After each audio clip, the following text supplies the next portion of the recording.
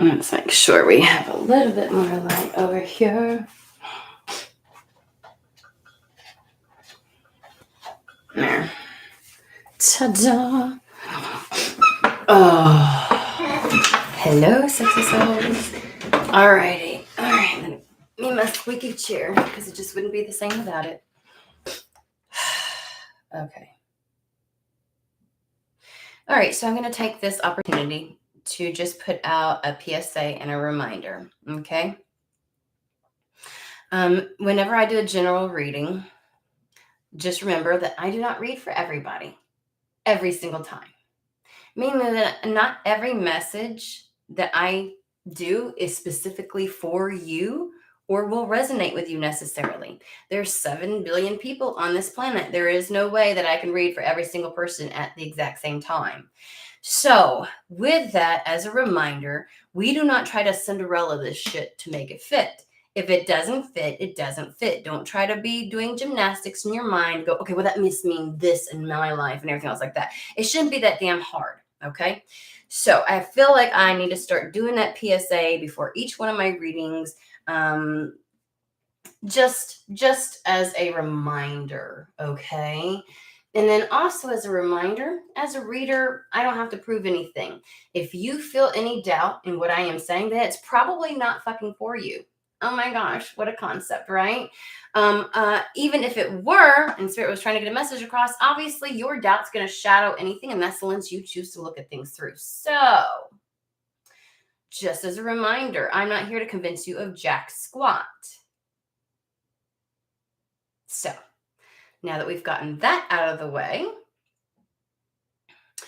also, another PSA that I think I need to put out there is I have had, I can't respond to everybody that reaches out to me. People just randomly and then ask me questions and want me to, dip into certain things. And it used to be manageable, but it's getting unmanageable now. Like people I'm not even sure I didn't know was watching the channel. And so I don't know if I'm going to have to take my Instagram off of here or whatever it is, because I'd hate to ignore the people that but I'm not necessarily always available at everybody's disposal. I have to live my life the same as everybody else. Okay. Also, something that I've seen as a theme over the last 6 months, from a multitude of people is coming to me saying, well, this reader said this. First off, you're not gonna do that. Okay. First, I don't give a shit what somebody else said to you. Then go back to them. Don't ask me if it was true or try to pit it against something that I've read. That's just shit stirring, and I don't do that. Okay, guys? So if another reader has said something to you, go to them. We're not here to one up each other or anything else like that. I was surprised at how many people did that. And I'm like, okay, what do you want me to say to that? I'm not going to go there. I'm not going to touch it. So if you do ask me something about another reader, what they've said, you're not going to get a response from me.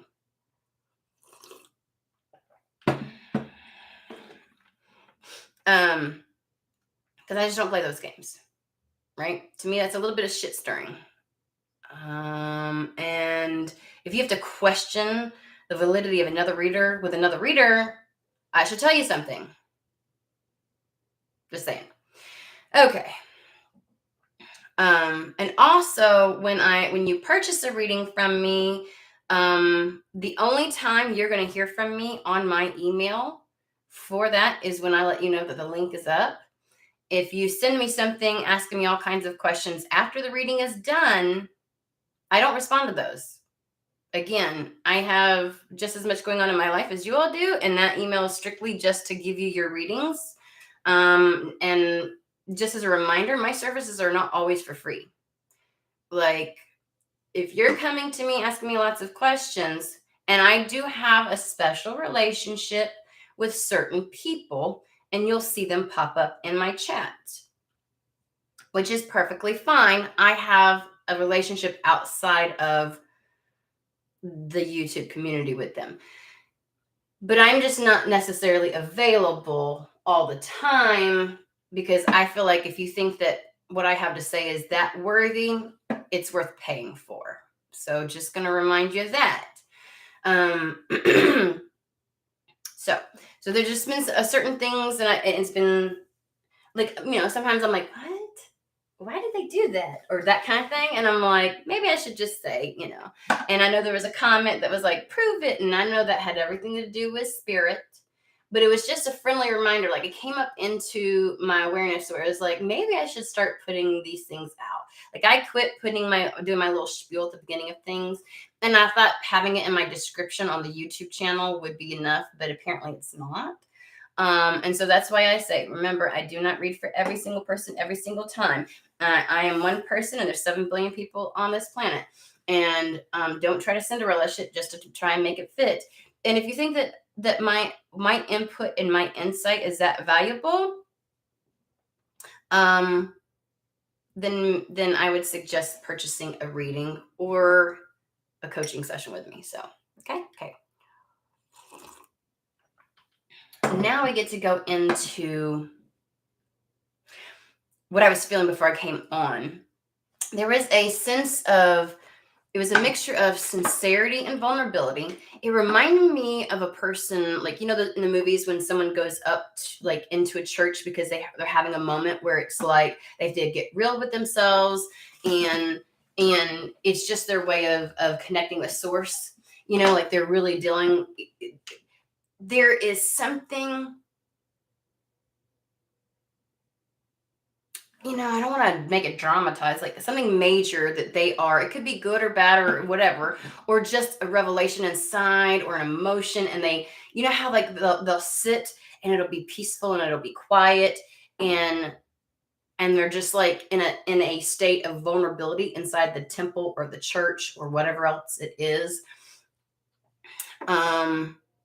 It's like they're bringing something very vulnerable to source, and they're actually open to hearing.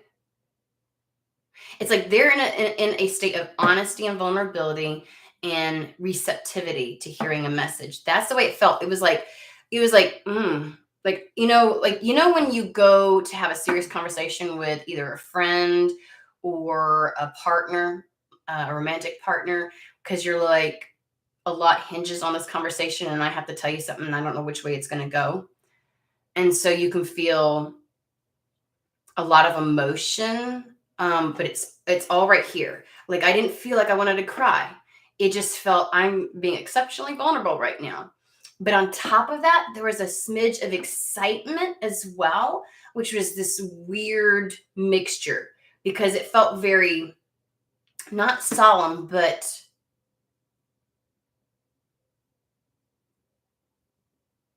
like,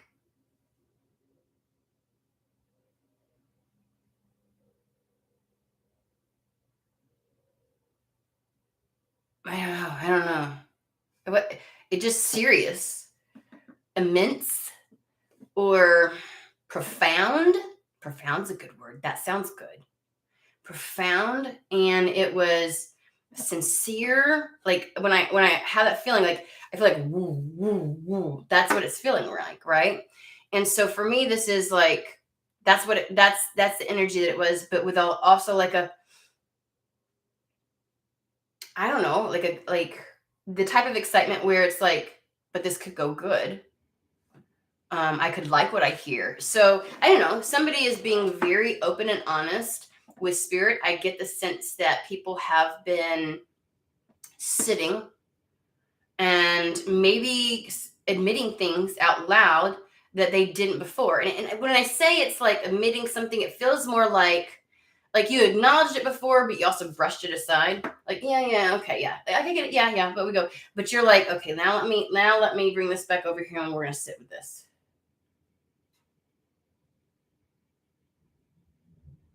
That's the way it feels.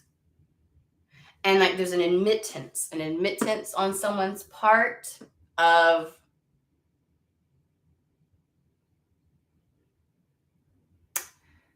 imperfect faith or imperfection. I don't feel like whoever this is feels bad about that. But I feel like there's also an admittance to it. Like, yeah. It's all, even like when you go to a partner and you have to say something to them that you really feel is true. It's like you don't feel bad about the fact that you're either experiencing something or feeling an emotion or that you're desiring a certain, something, but you're just finally being real with someone. And that could be what's happening is it's like, I know we entered into this under these pretenses, but this is what I'm wanting and I can't ignore it anymore. And it was like, I knew that I liked it, but I was like, oh, well, we'll address it at some point, or yeah, I want that, but we'll address it. And it's like, no, I can't, we have to talk about this. And you're not, like, you don't know which direction it's going to go. You don't know how it's going to be received and what's going to be said back to you. But it's like no longer brushing it aside. I have to bring it to the forefront and I have to address this and I have to talk about it and I have to be vulnerable about it and I have to be open and receptive to whatever comes my way, whatever you say.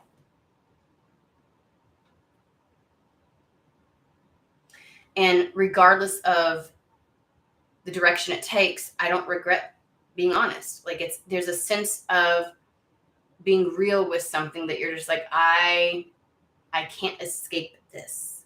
Okay, so much came through with just now. So, and that may just be confirmation that someone's like, yeah, that's what I'm going through. So they want you to pay attention to what's going to come through, or that you've been really real with yourself and spirit here recently about things. And the beautiful thing of it is you're not shaming yourself for it. You're owning it. And I think that's the reason why there's that level of vulnerability is because you don't feel bad about it anymore.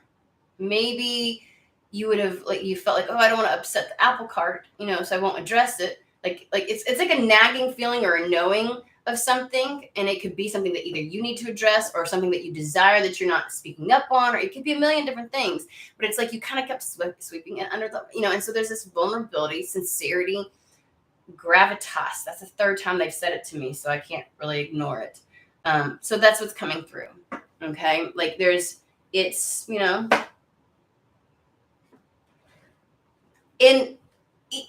teetering feeling of, I have no clue if this means, because I'm getting two different things. Like it feels like either a conversation with source or a conversation with somebody that you have a very intimate relationship with. Family members, which I've got to do a reading on family because for the last 3 weeks, actually since before Christmas, they've been saying family. Like there's a reading that needs to be done on family, a message on family that needs to come through. I don't, and I'm like, okay. But then we sit down and like for coffee and tarot and stuff. So I need to make a specific moment to do that. So this could, but it's a vulnerable conversation where it's like, so it's that's the way it's coming across. I don't get the feeling of like career or worky stuff. It feels like whatever this is, there's a more intimate relationship or understanding or connection with whoever or whoever it is, source or somebody in your life. So it feels like there's somebody that has the ability to say something back to you, like to respond. And you're like, I have no clue which way this is going to go.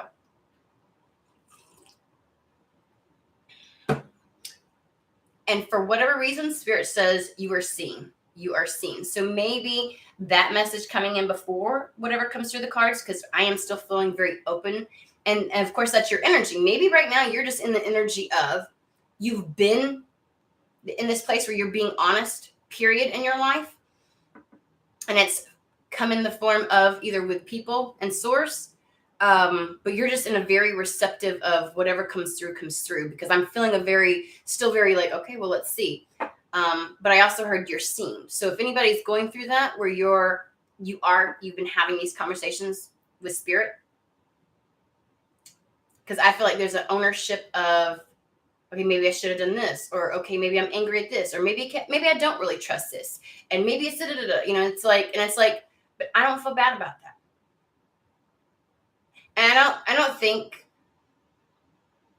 especially if this is between you and Source isn't asking you, they've just been waiting for you to do more than just acknowledge that and try to run from it. They wanted you to pull it in and sit with it. Okay.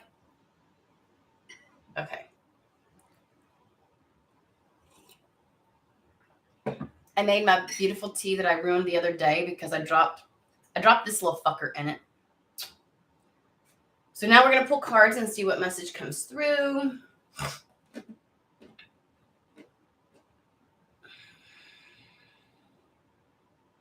So I combined 2 decks. And it's from the same group of decks. It's the Angelarium. There's an Oracle of Emanations and the Angelarium. Always Oracle of Emanations, yes. And then come here. Oracle. I'm trying to get the book out so I can remember the name. Oracle of Souls.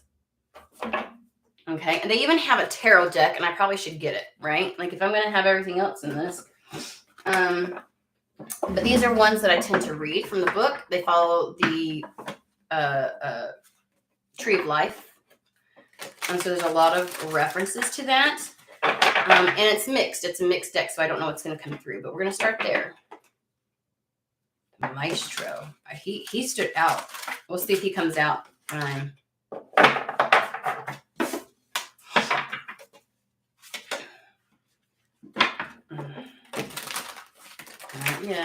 Not yet. I'm not done yet.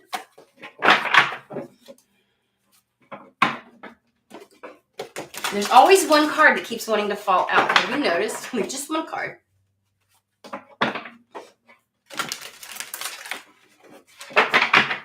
Okay, let's get started. Let's see what comes out.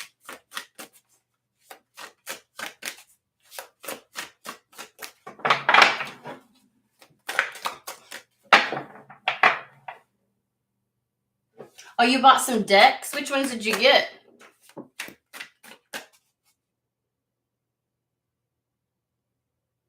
Oh, all right.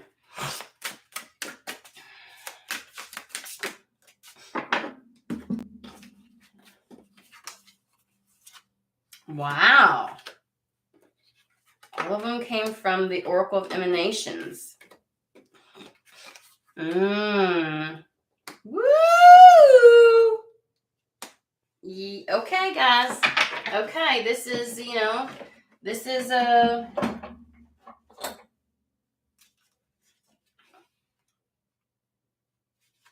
maybe a slightly deep. We'll see.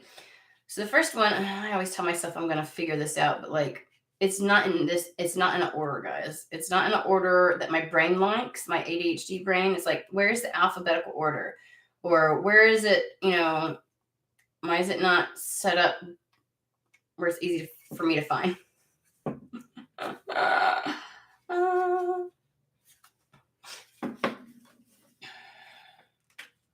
Okay.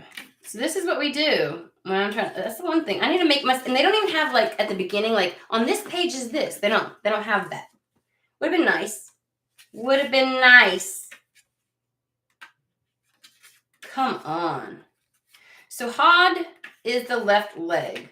He is the angel of submission.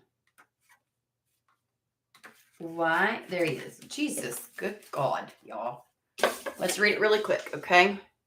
Hod is what guides us when we surrender ourselves to the flow of fate and let destiny guide our motion.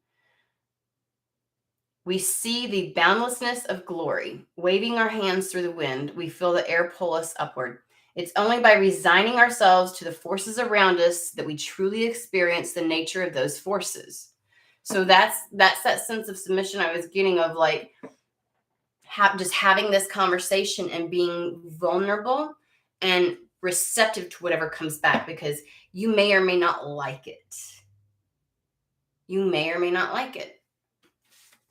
And you're at that point where you don't care. It's not about that. It is wanting the truth of a situation, wanting the truth in that, and just being willing to, instead of brushing something underneath, being willing to face that. Supporting the pillar of severity, Hod does not press back against the weight of the tree. Instead, Hod simply lets it pass through, flowing like water down into the lowest portion of the diagram. Through the two opposing characteristics of Hod and Netza is the right leg, relinquishing and resisting, we gain the power to move. So in one aspect, we resist, and in the other aspect, we, together they form the power to carry ourselves through the world with grace and intention.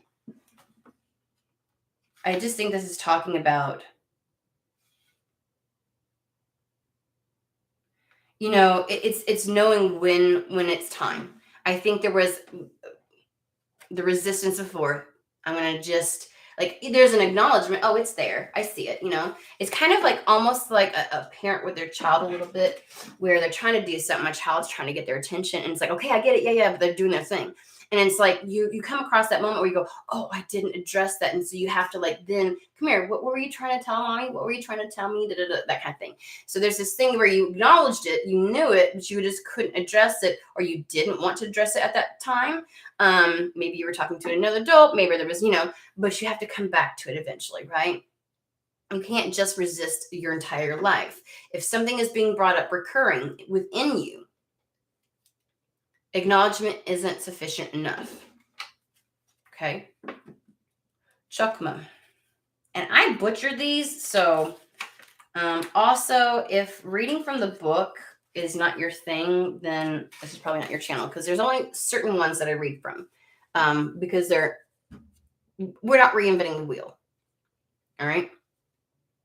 Second emanation, a vessel to hold that which is most precious, the first gate out of the potentiality and a step into the realm of the known.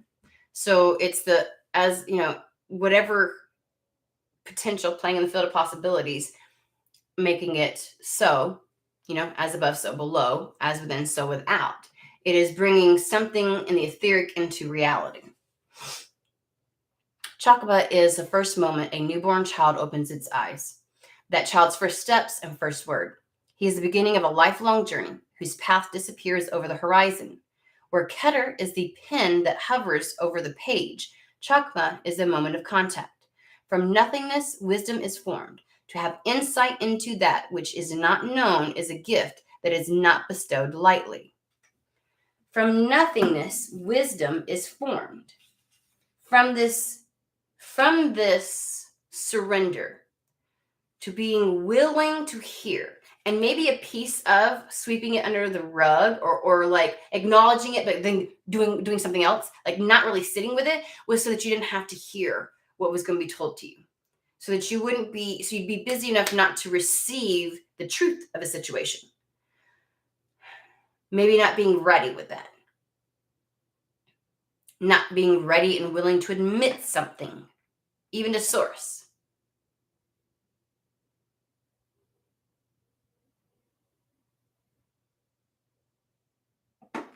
Because they're giving me an image of somebody who, if there's something that you've acknowledged before, you may have even been in a fit. Like there could be like somebody has brought something to your attention before. There could have been a big old argument and fight. But from that, there was an acknowledgement of it. You knew it existed, but you didn't address it. You didn't sit with it. You didn't. You know what I mean? There wasn't a sense of vulnerability. You weren't necessarily hearing from the other side, right? And if this is like with source, it is, like I can just see, like, I don't trust you. I don't trust you. Like, if you're talking to spirit and you're like, I don't trust it. Like it's a lie. I don't trust it. And you didn't stop long enough to hear what spirit had to say in regards to what you were saying, because you didn't want to fucking hear it. You didn't fucking want to hear it.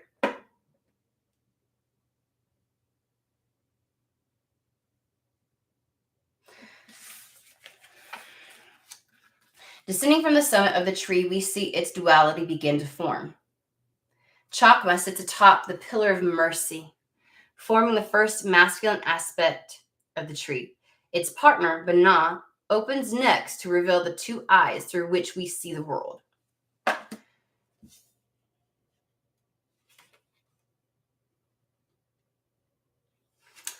The beginning of a lifelong journey whose path disappears over the horizon.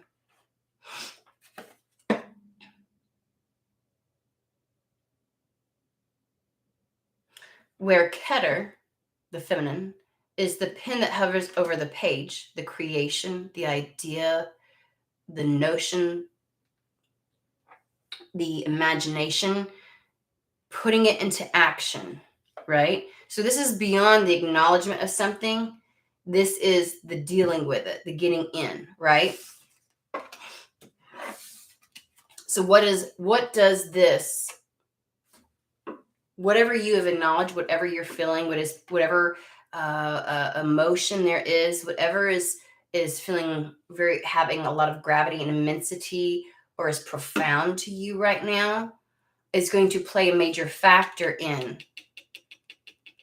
Because once you sit with it, okay, so now how do I move forward with this? What do I do with the information I get back? Gosh, I do wish it was a little bit easier to find these in here.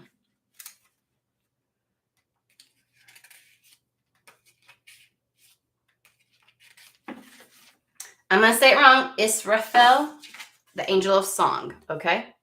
Take a look at that. She's badass. Fuck. The herald that will call the coming of end times. Israfel is a presence, a beacon, a warning. Heated judgment is upon us. The horn that blows the final call rests against the flesh of Israfel's lips. I can't talk. Even if it is flesh. She's both melody and the cacophony of existence. Songs can be soft and warm, especially when they end. Under the serene score of creation, the danger of total destruction is hidden. Beyond that destruction may be a new beginning. You must consider the implications of your actions seriously. You must consider the implications of your actions seriously.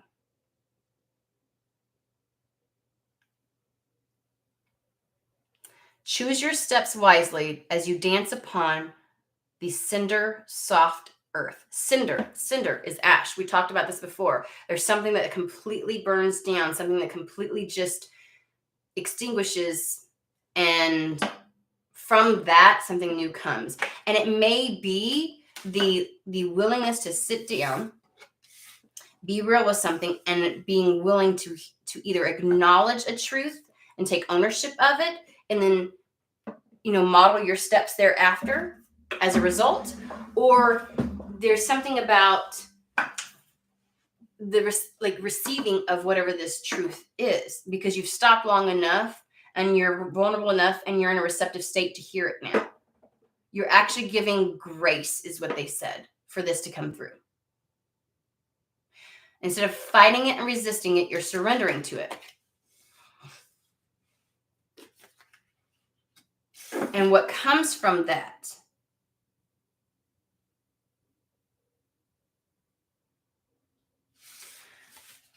the result of this surrender will help to inform, which is really being vulnerable and acknowledging, whether it's with a person or with source itself, whatever you want to call it, with spirit. Because I feel like it's going to go beyond you. Whatever you have to, you're admitting to or being vulnerable to is something that has to do with you. It's like you may have acknowledged it before. It could be a want, a desire, a feeling, an emotion, and you swept it under the rug, and you're now addressing it because there's no more ignoring it.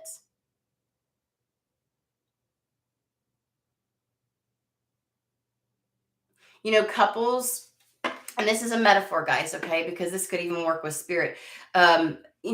Couples sometimes will get to a place where Even if each person has acknowledged the issue that's in the relationship or an issue that they're facing, it's funny how they can dance around it thereafter. There may be bickering and there might be, oh, of course this happened again and da da da da, but no one ever really sits down and addresses it because they're afraid of what the course of steps may be afterwards. And it's literally like saying, are you, once you hear the truth, going to continue?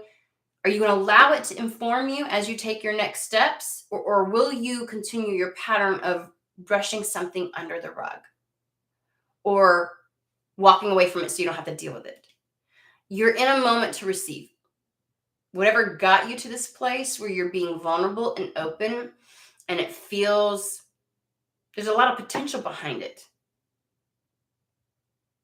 Because at least whatever comes in, a trajectory can be chosen, if that makes sense. And maybe you couldn't commit to the actions wholeheartedly that you were taking, or commit to a path wholeheartedly because you never really allowed yourself to receive the information that needed to come in.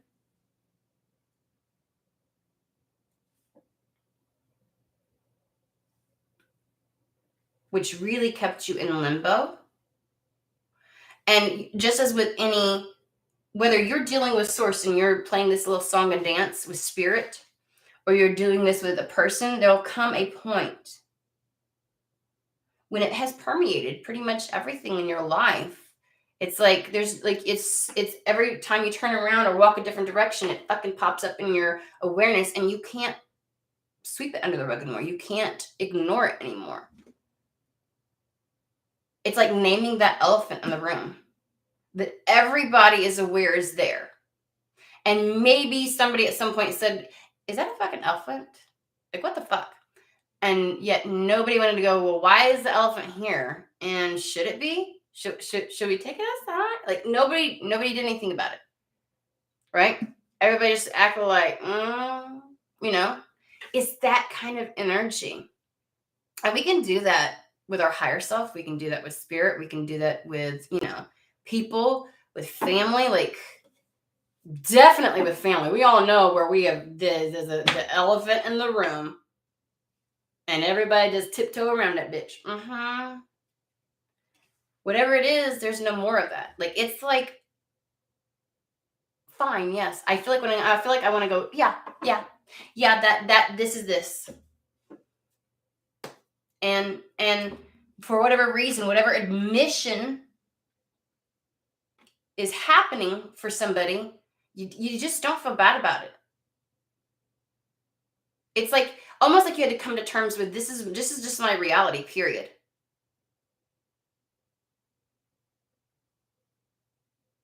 And I need some forward movement. So this is where I'm at. You may have felt like your truth and what was maybe you were afraid of how people would receive it, the way that they would react, because obviously how people and they react or whatever you get back will determine your path. And that may mean you have to turn your back on a path that you thought was for you and you wasn't ready at the moment. So you're coming forward and you're like, and so they're asking you, and that's what we want to talk about. Whatever is coming back, when you have that sit down moment,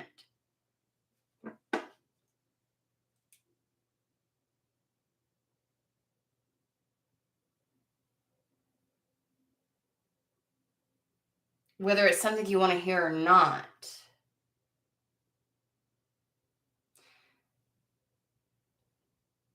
how are you going to allow it to influence your choice in the movement that you take? It's almost as if whatever comes through impacts, because the feminine, right, is the one that has the desire, the idea, the creation in its in your mind is your feminine aspect of like, what you're, the part that you project out is what you're trying to create, what you're trying to manifest, and whatever this whatever comes back will tailor how your masculine implements what your feminine has been seeing. Because it could mean that there's certain aspects that will not be a part of this. It could mean that people may not be a part of this.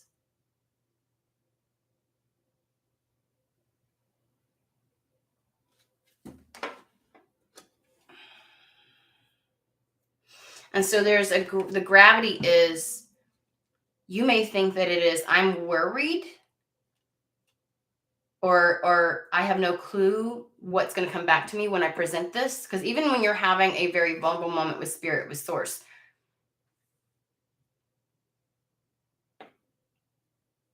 like, it's one thing to flippantly be like, God, like, I always get it wrong. Like, source is, like, we can argue with spirit. I'm not in the camp where you're not allowed to question. Like, be wary of any entity that expects you to just have sheer, to hand over sheer, like, unwavering compliance with. Like, bitch, no. Sounds awfully Christian to me. Fuck that shit. So no, let's not apply those patriarchal Christian values to spirituality, okay? Because that's a no. That's a hard fucking no for me. It's okay.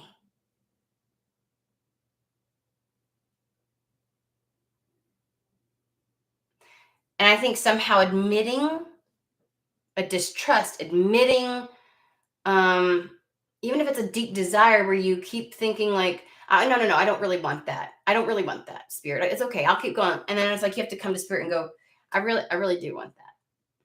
I really do. Because what if spirit comes back and says, my darling, I know, but that's not for you. Like, you're going to have to face a truth that maybe your human doesn't want to hear. But it feels like you're at a crossroads of the pain of running in circles in order to not really address this is going to start outweighing the pain of coming to terms with this, whatever it is, of just being open to receive, willing to hear. Same with a person. There's an admittance, so there's the immensity. You may be like, you're thinking like the immensity of this situation is really what you're going to hear back. And spirit's like, wow, because I think the immensity of this is what you do with that and how you allow it to color your actions that you choose to take.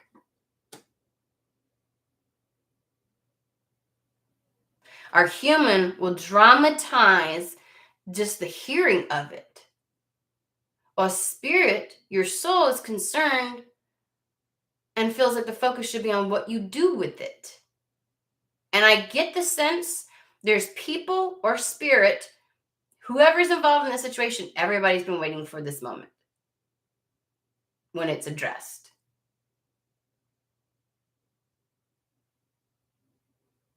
So let's find out about what spirit wants to say about how you use whatever is about to come back to you, how you use that.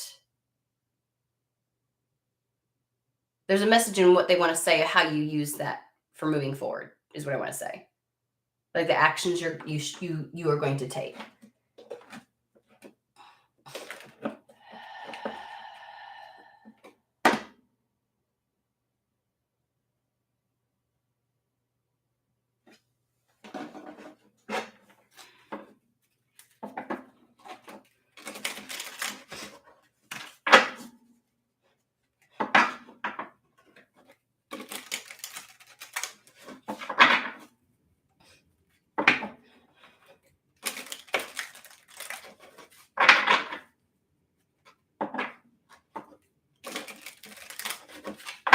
is divine doors.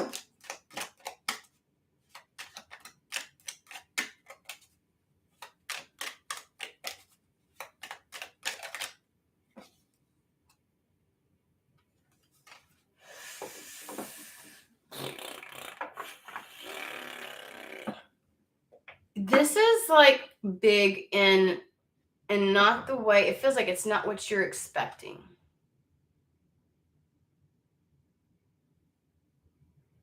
Maybe what you were fearing would come back isn't what you're going to receive. Or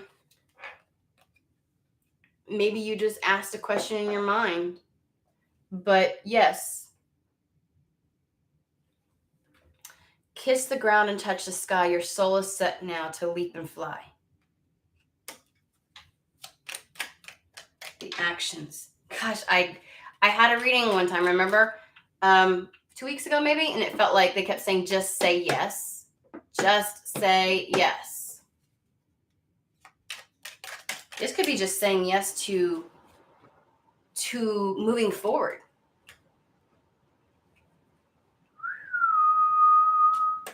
A cure for longing.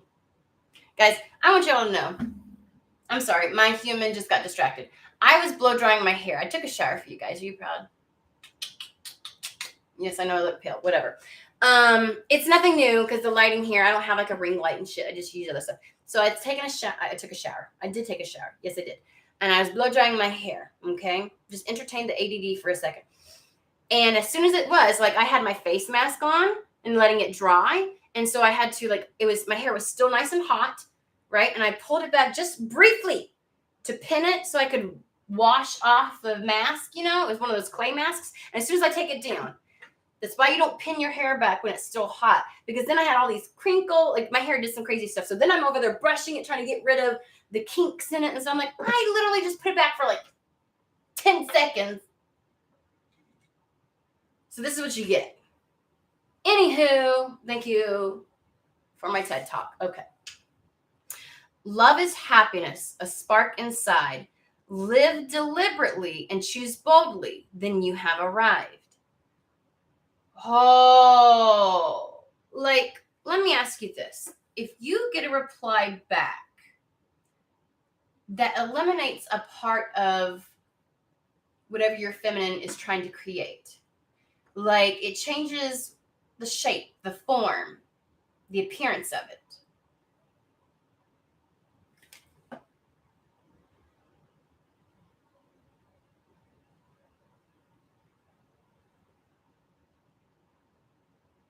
Does it all just stop then? Do you completely squash and shut down what it is that you've been imagining?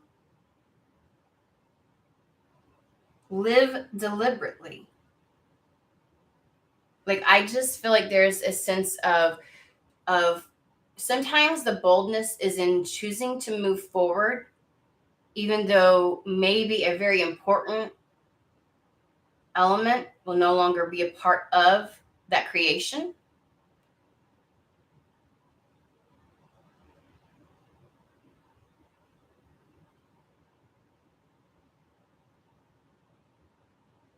Like taking deliberate action towards what it is that you want. Will you allow whatever comes back to you, whatever, when you finally have this vulnerable moment and you're open to receive and you lay it out there and you're in your most genuine, sincere energy and your heart is just wide open and you're like this,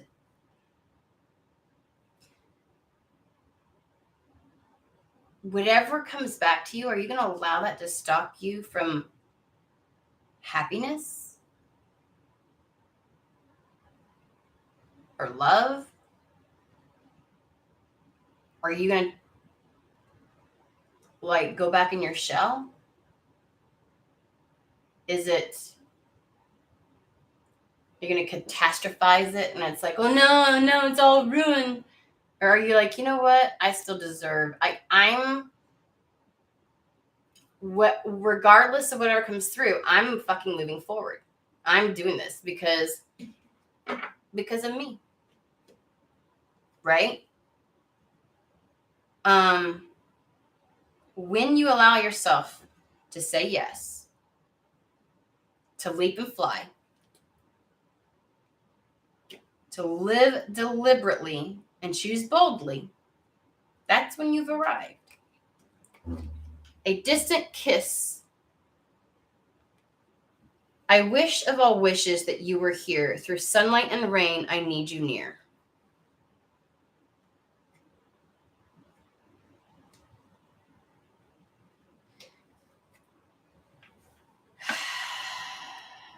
For some, it may be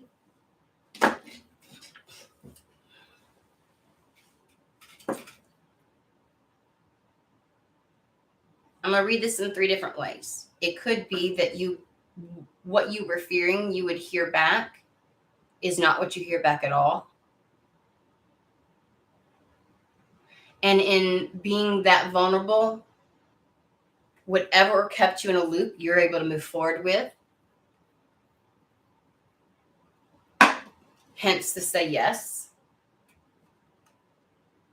That maybe by sitting down with spirit and acknowledging it and sitting with it and saying, this is where I'm at.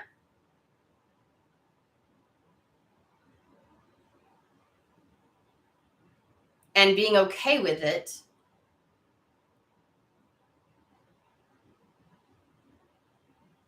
Like if you have anger towards spirit, or if you have a distrust that you know you have to own,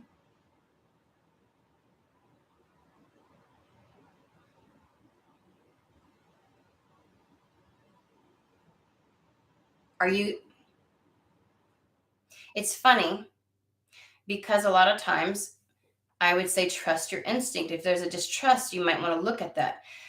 But when you look at it, it doesn't mean that even if that distrust or that fear still exists, that you don't move forward with it, right? Because what if spirit says, okay, so that's going to require you to live boldly.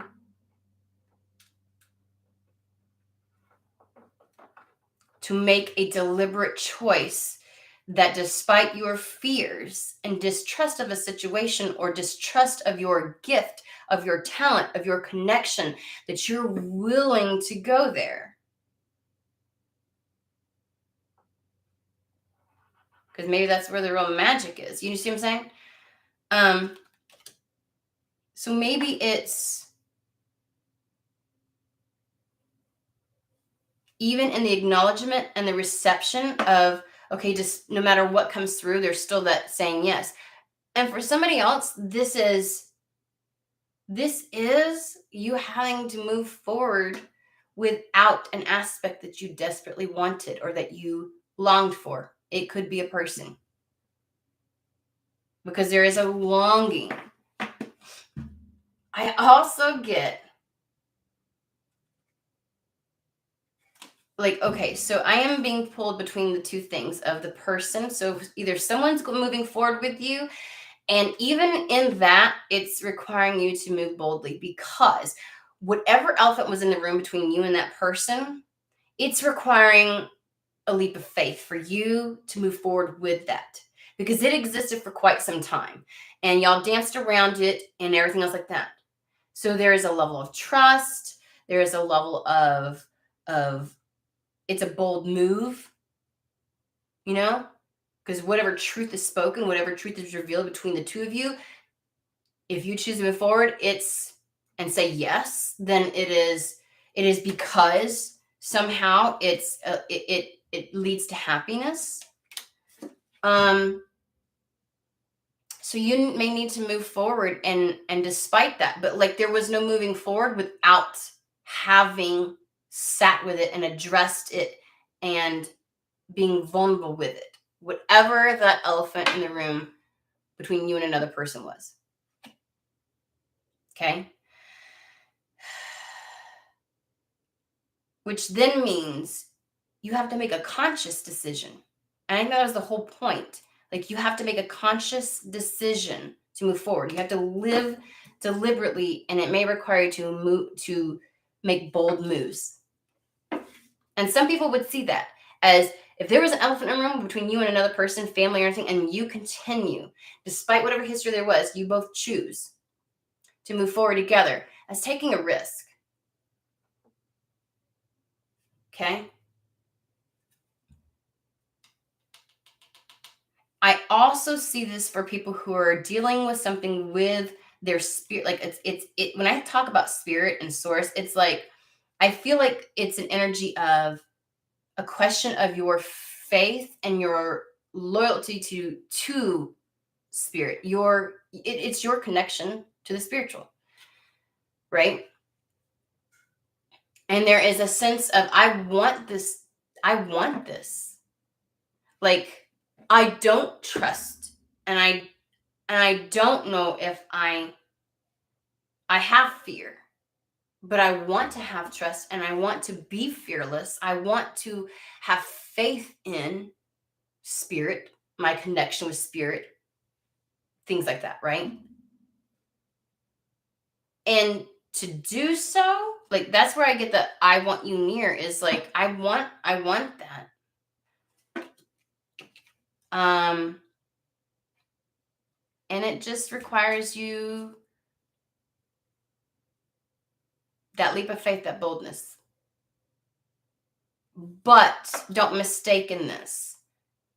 Whatever you do choose, whether somebody's left behind, somebody goes with you, or you move forward and create a connection despite fear and a lack of 100% unwavering trust with spirit, like whatever you choose, you're now walking into this completely aware. This is a conscious decision. It's no longer like I'm making moves because I haven't really addressed something and so I'm not fully informed. No, this is a very deliberate progression and crossroads. Like whatever you choose, you don't get to play victim in the future because you chose this. That's the whole point. Right?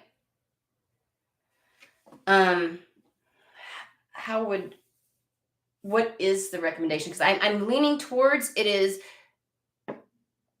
choosing happiness and whatever that looks like and moving forward and saying yes. But let's get a little more and see what they say. We're gonna cut a couple from this and then we'll grab another one. I don't know if we're gonna get any tarot cards. I think it's all gonna be Oracle today.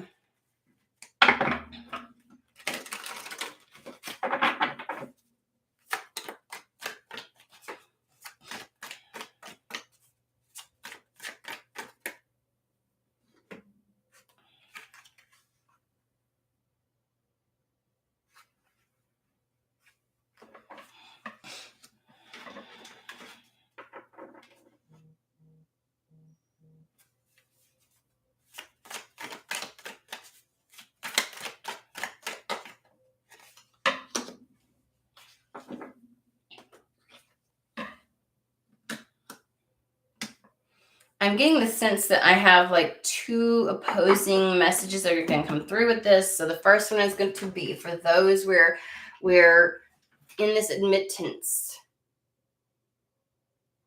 and you've been afraid to hear what comes back. Fate has blocked this path for you. There's an aspect, right? I feel like there's an aspect of something that the reason you couldn't move forward is because there is something included in it that didn't belong.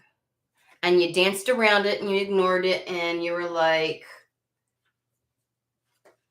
even if something at some point was meant to be a part of it, it no longer is. And as soon as, because you were in love with the creation you were creating and manifesting, and as soon as that element was removed, it kept you chasing your tail. That was something in another reading too. It kept you chasing your tail.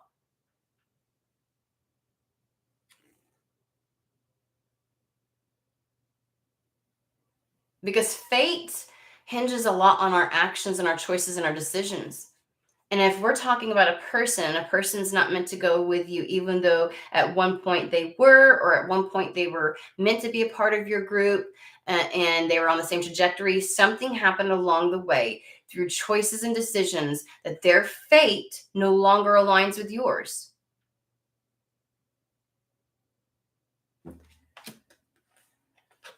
Then we have revelry and indulgence.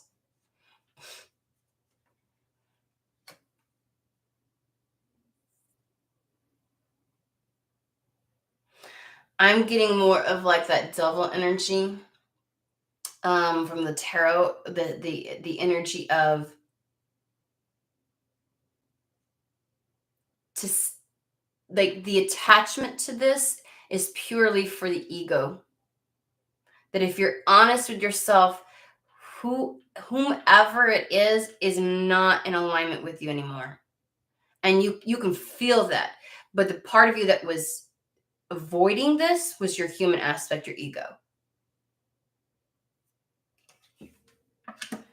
And then it is a beware who you trust. So this is absolutely somebody being removed. For those where that is the case, it is, how are you going to allow the removal of this person from what you have envisioned for yourself moving forward? Maybe the love story that you have, that you know resonates with you and is for you, they don't align with it anymore. And it's like, you still get to have that. It's just not going to be with them. Or maybe it is the idea and notion that I should always be able to have my family there for me. Like, moms are always supposed to be there, but maybe mom isn't the one. Maybe mom is holding you back. Maybe mom is a part of the festering wound that won't go away. Maybe it's they're not meant to. And with your sadness and anguish, because it's more the idea and notion that, but parents are supposed to be there for their kids, and sometimes they're not.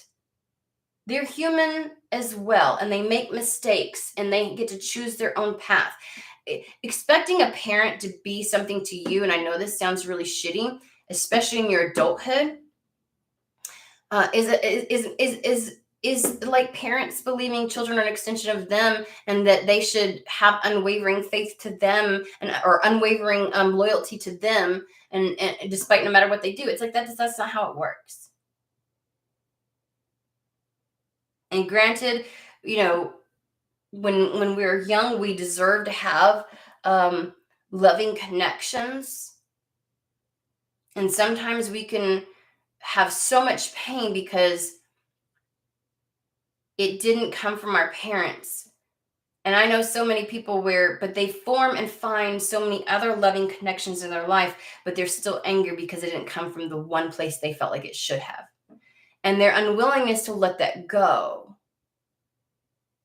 to be open to receive the love from the places that it is flowing from, kept them in their, stuck in their life. So yeah, for some of you, it is, you may even be upset with source because you're like, but I thought. So this could be a combination for some of you all, because I keep getting like both the presence of source and the presence of a human connection, like a 3D connection, being like this, and trying to dance around it and ignore it. And it's like, just because something was for you, and who knows, I feel like beware who you trust is maybe at this point, like, you're putting your faith in that person at this point in time. Just stepping the fuck up isn't right. Like, maybe down the road they will, but you waiting for that to happen is keeping you stuck.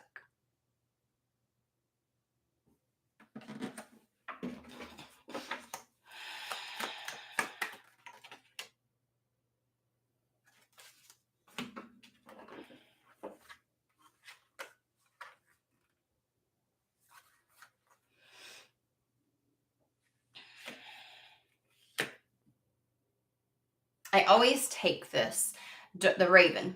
Darkness looms on the horizon. It's amazing how initially you can hear that and feel like something bad is about to happen. But darkness is really when you thought your creation, you had it kind of like planned out and you knew what it was going to look like. But now you're going to have to travel this. Like you have to take action on something with an element of the creation missing or no longer being a part of it. And that changes how things unfold. It changes how it's going to look. It changes aspects of it. And so all the things that you saw, whether it was a premonition or a vision or an imagination, like a manifestation, like maybe aspects of all of it. Maybe it's like, okay, so it doesn't. They're all bits and pieces, but there's nothing cohesive, and so you're having to walk through this. Even if it's the relationship with spirit and spirit alone, where it's like maybe your connection with others, with humans here on earth, impacted your connection with source. And you're just like, I don't know if I trust. But you definitely want source or spirit near, and they want you near. And it's, do I continue to move forward? The question is, do I continue to move forward? So right here, it's like, it's the choice of moving forward, not knowing all the elements, and in fact, many of them being changed. And believing that somehow it's still leading to what you created. Like, you don't know. You don't, like, a part of the creation was you planning out all the steps, right, for the masculine to take. But you put that pen to paper, and all of a sudden it takes on a life of itself. And so when you start to write that story, it may not be exactly how you imagined it.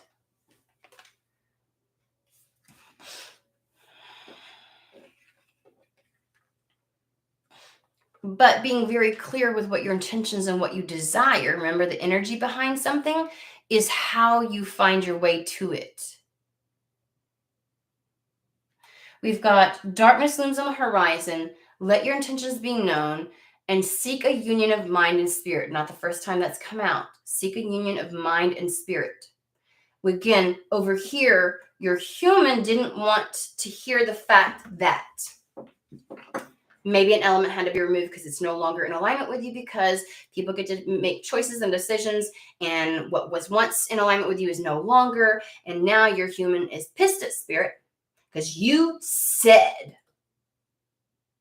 why did I get this vision? Why did I get this information? Why did I get this knowing? Why did I get this intuitive hit? Why did I have this draw to this? Why did I da-da-da-da? And so there's this, when in actuality, it's just an element of it. And again, you're going to allow that, because it literally says you have to choose boldly in order to arrive.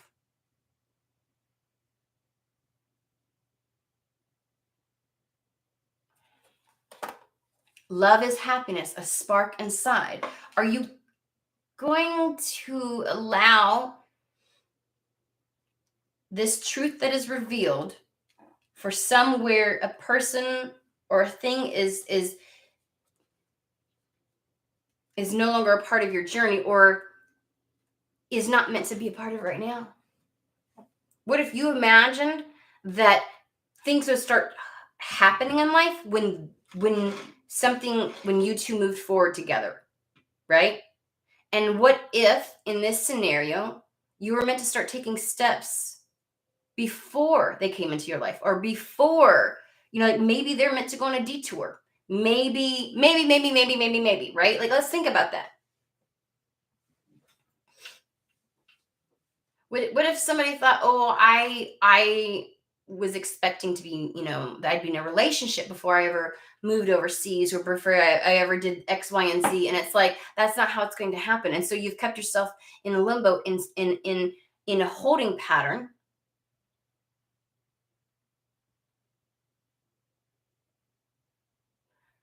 And it's kept you out of feeling happy. and having a love for life? What if you thought by the age of this I would have someone, and because spirit's like, go out and have the best life you fucking can, and you're like, but your human is like, no, I was supposed to fucking have somebody to experience this and do this with by now. And so you hold yourself back, and it's like, but that's not meant for you right now. Fate has other plans. Like, there's a reason that your forever person isn't here just yet. This path has been blocked because there's something that you're meant to experience. Right? So beware who you trust. Quit trying to make every single person that enters your life at this point in time the one. Oh, I don't know who needed to hear that, but maybe it's not meant to happen right now.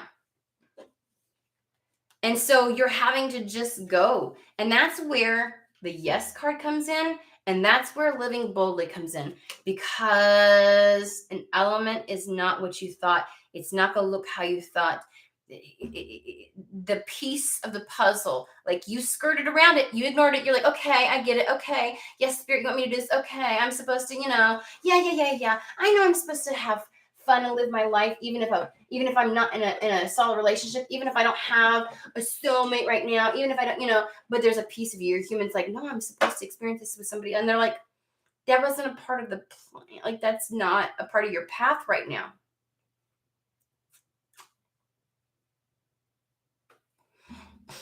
And so, because your human has been so hell-bent on this is supposed to happen, and that's how I find this true happiness, like, that's the way I'm supposed to experience it, you know what I mean? And spirit's like, no.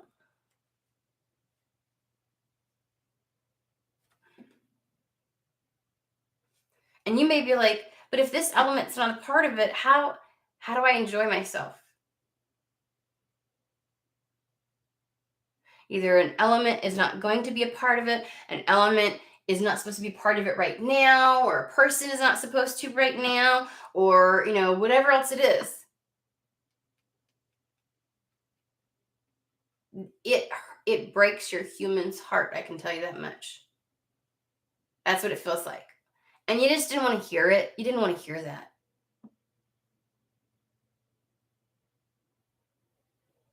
Sometimes they bring me back to, sometimes we get messages, right? Like, somebody's supposed to, like, whatever, like, there's somebody out there for you.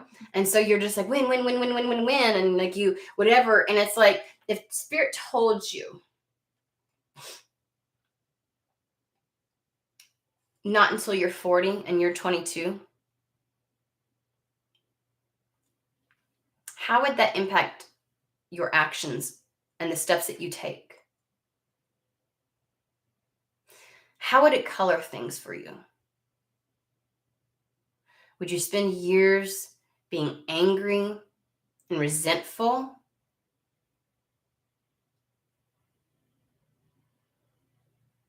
And shut off your connection with spirit altogether? Would you spend years trying to force things? Because fuck that shit. I ain't waiting until I'm 40. That's not true. I'm gonna blah, blah, blah. Everybody be asking for a time frame. It's amazing. It's amazing. Not thinking how that could color how you maneuver and act.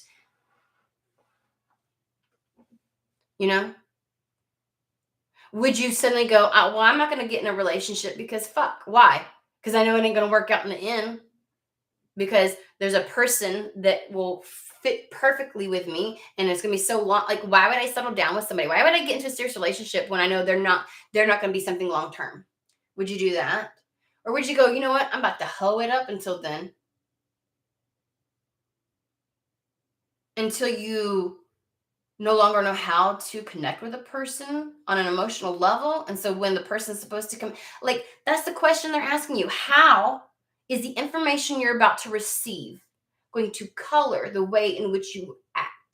And right now, you need to make a very conscious decision. That's why they're having this conversation.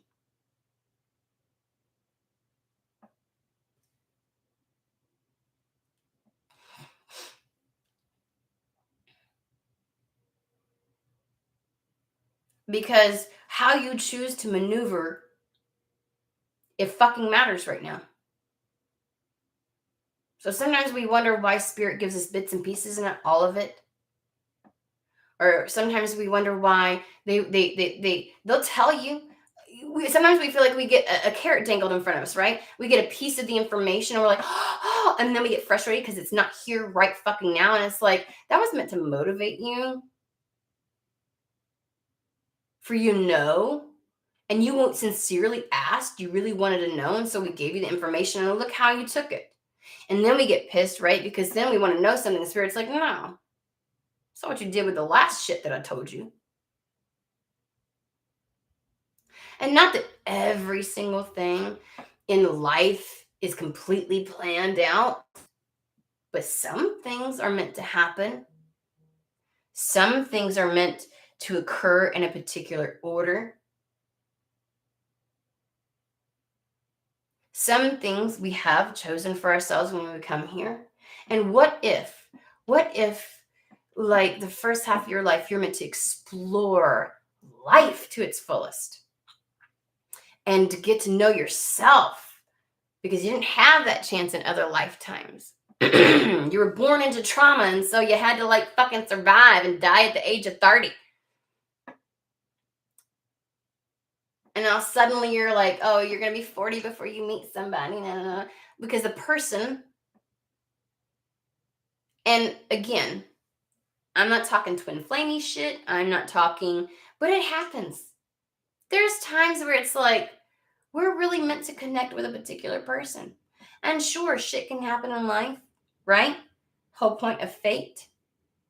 Whole point of what they're saying is when you come to a realization, because this may have been a realization in yourself, where you got so personal, intimate with yourself, you're like, because there's been people that's like, I can sit here and tell you guys that I'm not like this big twin flame person. Like I don't use that label.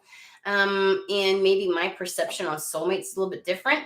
But also I can have, like, I've come to a conclusion and I'm like, I don't know why I can't get rid of this. Like there's going to be a particular person that's just like, that I'm like the level of satisfaction and love and like, it's just, and I do feel like there's somebody specific that I want to meet up with. So, when people are like, anybody can be a soulmate, and I'm like, okay. I can't, like, it's that knowing that you just can't get rid of, right? So when you come into this knowing, how does that color the way that you operate, guys?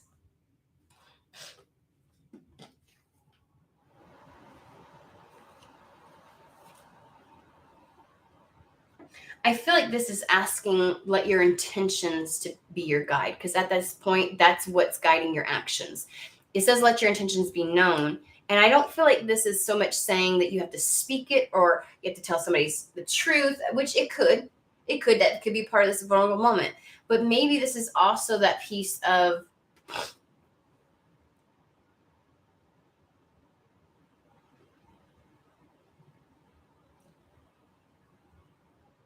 this moment of truth that you're having, this moment of vulnerability where you're addressing something and you're seeing it and you're sitting with it. And you know that when you do and you express yourself, that something's going to come back.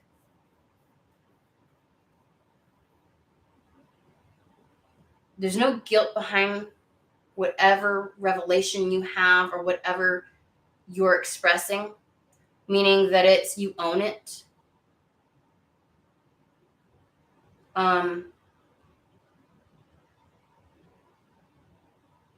But when you feel into this moment, whether it's a conversation with a person or it's a conversation with spirit, and you get the truth because you're finally willing to hear the truth, you need to feel deep in. What do you truly desire? And not, intentions are energy, not what your ego or your human mind says. Like, what is your true intention?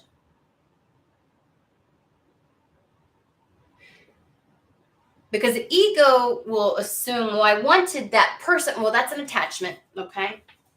What's the energy behind that? Why did you want that with that person? Why did you? Because when you start to answer that, you get to the energy of what it is that you're wanting to experience. That's your true intention. I wanted to experience this immensity of love that I have with someone else and have it reciprocated. And suddenly you realize in doing that and understanding your intentions that it really wasn't necessarily like it's an experience, it's an energy, it's not the parameters that we put on it in our mind or that our ego has. It was wanting to achieve an experience,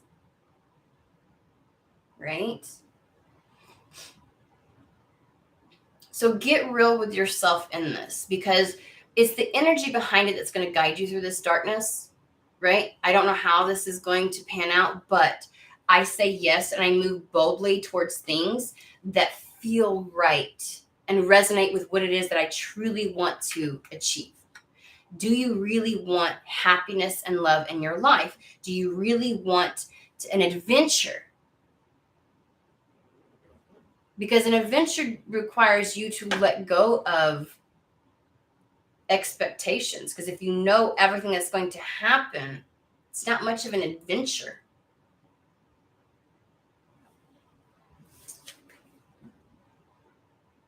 And then align yourself. Get your mind. You might have to spend a little bit of time, because whatever you receive back may or may not be, right, what you wanted to hear. And so you have to align, again, your mind and your heart. Your human needs to hear this. It needs to see this. It needs to understand it. Come to terms with it. Don't allow it to lie to you. Don't allow it to fabricate but what ifs. It's like, no, hear the truth for what it is. Don't run from it anymore. So now what? When your human comes to that place where it has the acknowledgement, but it also thoroughly understands it and it sees the truth of a situation, it's a lot easier to align this and this. Because if you can recognize things for what they are, not what you wish them to be, you can make steps forward.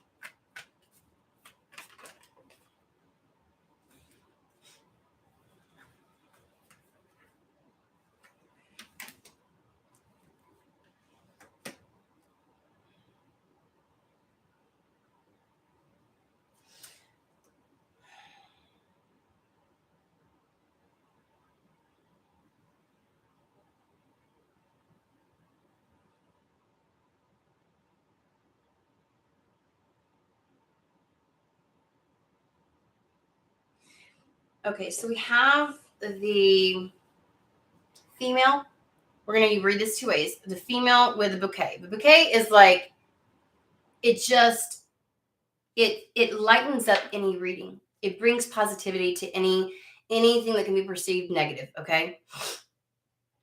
Two ways. Either your inner feminine is going to achieve more than it realizes by letting go, okay, of something not for you. Okay, something not for you. It could be this.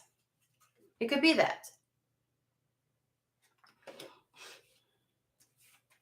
And this could be your masculine taking decisive action. Tower card is all about is either one, seeing something from a greater perspective. In the tower, you can really see things, right? And that's, I feel like, what this moment is. It's like a truth that you just get to come to terms with instead of running around chasing your tail. And it allows, but it's also about singular motion. It allows you to move forward unattached to whatever that was. Okay? Unattached to this. That's going to work out so much better than you realize.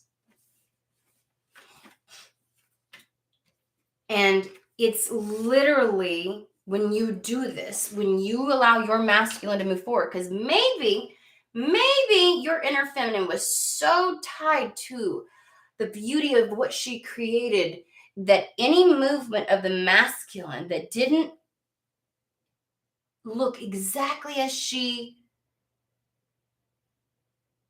you see? So there was a resistance to that, to moving forward.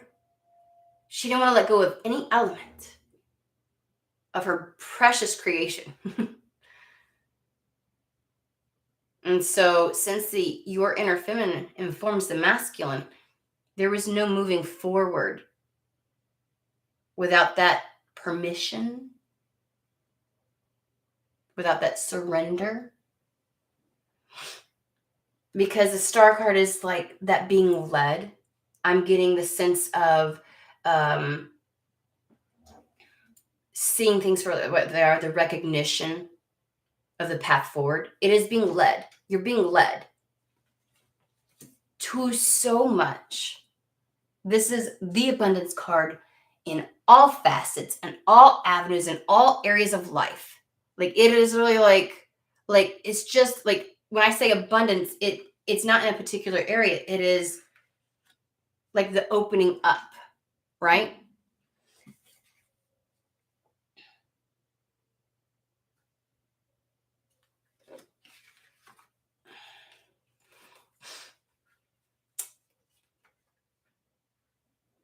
I feel like this, whatever, like, okay, and I'll go over if it's actual person as well, okay? It's leading you to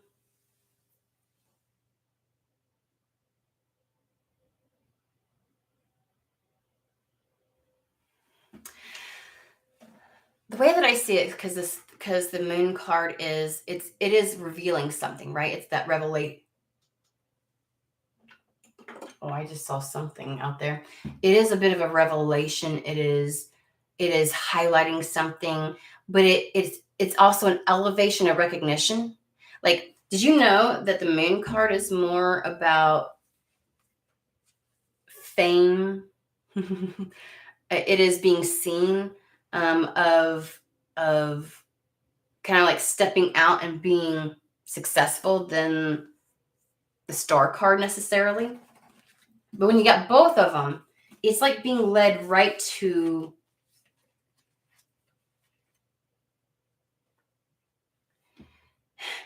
darkness looms on the horizon. You're going to have to maneuver, right? Your masculine has to maneuver. He's going to have to step out boldly and make moves, not knowing every step ahead of time, with elements missing that you thought would be present, but you'll be guided. And it's going to bring in so much success and abundance. The path opens up and things will be revealed. To me, this is getting to the point of where even you recognize what it is that you wanted. Because right now you don't see it in your environment. Like, this is getting there, in my opinion. Also, if this is a person that you're having to remove, it's like it's so much better than what you realize. Your human is very sad, yes, but like it's going to pan out. Here you are, existing and living from your feminine, your heart space, your sense of like you manifesting what it is that you want, right? And it's going to go so much better than you realize. And walking away from whoever this is, especially if it's a person. Like if you're feminine and you're having to walk away or leave a masculine out of a scenario that you thought they would be a part of at this point in time and go it alone, you're going to find yourself walking smack dab into everything that you fucking wanted. But I also get the sense of someone seeing your worth. It's almost as if somehow holding on to that element kept you hidden from all the things that you really desired. Okay? So I think the yes is hearing what comes through when you're finally real with something and vulnerable and open to hearing what comes back. And making a conscious decision to not allow that, or a conscious decision in understanding how that will color your movement forward. And being more aware and present and deliberate with how you move forward. Because you're not going to allow that to stop you from what you truly, really want, your true intentions. Even if it means you don't know what that quite looks like, because you have to leave something behind. And if this is with spirit, it is a sense of just acknowledging and coming to terms with the fact that having this relationship with spirit means that you're not always going to know what it is that you're not going to always know everything. They're not going to give you an intuitive hit about every single thing. They're not going to tell you exactly how things are always going to come out. You're going to have to be willing to accept what they do give you and what they don't give you, because there's reasons behind it, because it colors and peppers the way that you move. And what really should be coloring and peppering the way that you move and take action in your life is your true fucking intentions, right? And the only true movement and forward movement in your life is when, like the Chariot card, the two aspects get on the same fucking page and move forward. And sometimes maybe what they have to say, as far as what your timelines are looking like, really shouldn't fucking be. Like, them telling you is not what gets you there, okay? Like, whatever you truly desire, them saying, okay, it's going to happen, is not the thing that fucking gets you there. It's this shit. It's being willing to walk in some of that darkness. Not understanding why it has to go the way that it does. And learning to accept responsibility for the times when you chose not to address something, or not, even though it was brought up to you, and even though you had that nagging feeling like that's probably not the way that I should do, you swipe it under the rug. Like, when is it your responsibility? Quit blaming spirit. And while sometimes spirit is involved, others, it's you.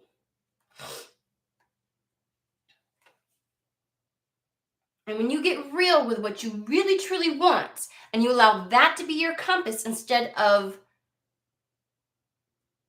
holding tight to attachments on how it's supposed to look. And I know we hear that all the time, but this is what Spirit's talking about when you hear readers say this shit. Sometimes the most minuscule detail will trip us the fuck up for years and keep us out of.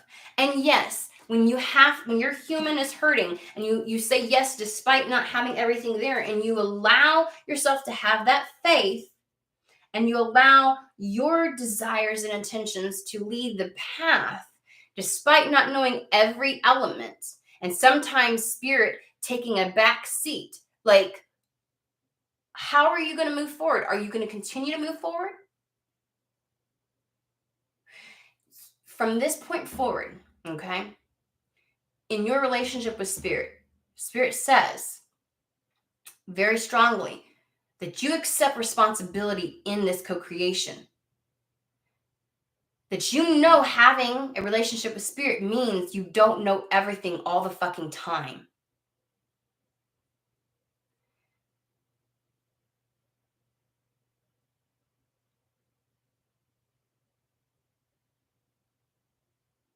And that things can and do change. And that just because you have a relationship with spirit doesn't mean that you suddenly granted immunity from the human experience or supernatural powers that allow you to manifest everything exactly as you see it.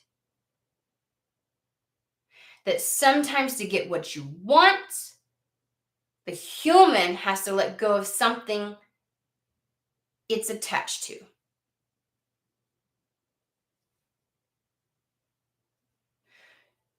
So if you truly want to have a connection with the etheric, this point forward, you have to be okay with it. And you have to be okay with making moves sometimes boldly without being spurred on by spirit, without being, you know what I'm saying? Like you have to step in to this knowing and understanding from this point fucking forward. Spirit wants to be with you on this journey. They want you involved in it. Yes, they do. Okay? You want this relationship with spirit, but you don't get to fucking dictate it.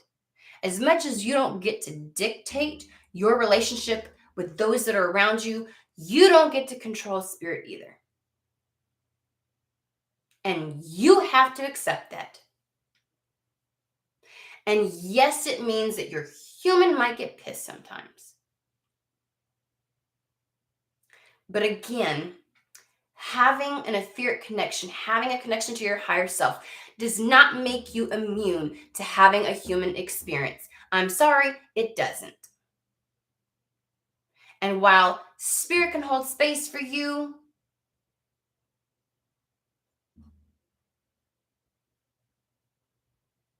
how you move forward in your life from this point forward with spirit, that is on you.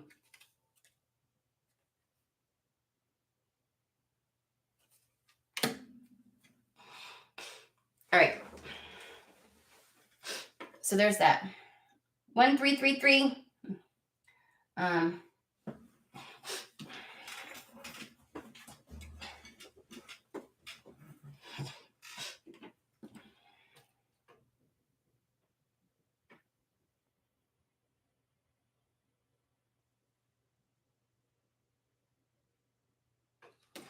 Oh, I'm just catching up, guys. That was a very strong, fluid, gonna keep going.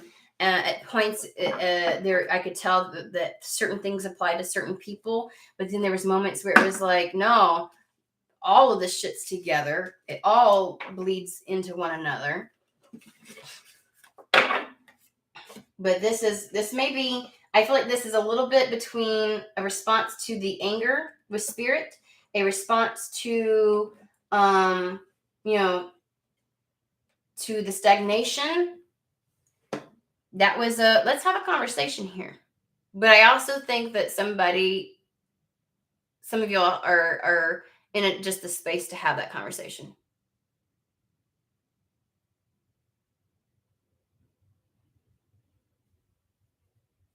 And sometimes we want to build up spirit to be this magical thing we see in Hollywood, right? where it's like, oh, and you hear some people on social media like can't nobody listen to me because my ancestors. No, you know what? It's amazing how many times someone will say that, but and then they get pissed because why didn't you protect me, bitch? Because you keep saying we're gonna do shit and none of our fucking business. You got yourself into that shit. Like this, you're not immune. You're not fucking immune. No one is. No one. I don't care what you were or who you were when you weren't in your human form, bitch. You're in a human form now. Even Jesus Christ himself had to deal with the shittiest of shit. And he was supposed to be a chosen God's son. Did he get a free pass at the human experience? I fucking think not. Did Buddha, in his pursuit of enlightenment and understanding? No.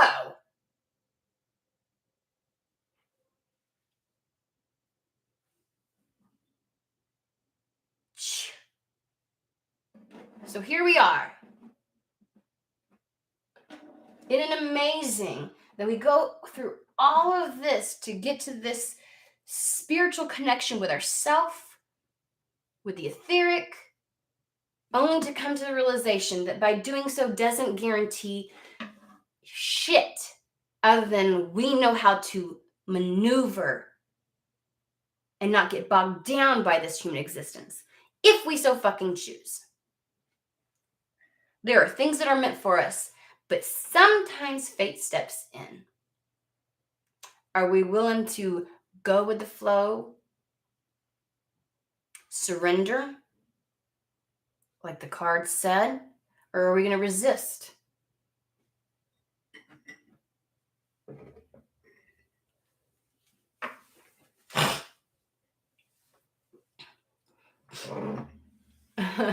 Which, you know, like, I need to make that. I need to make that like a thing.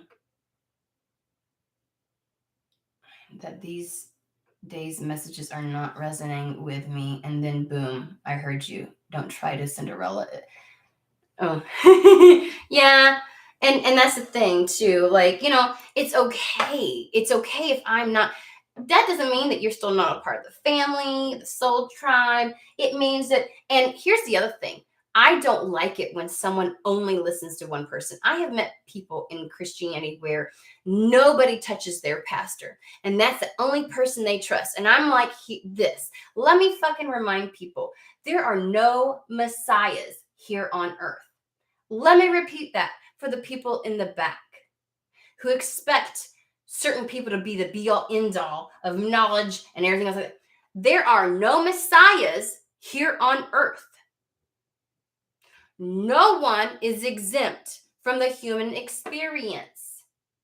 If you limit yourself to connecting with spirit in one form and one form only, you will lose out on so many messages and so much in that connection.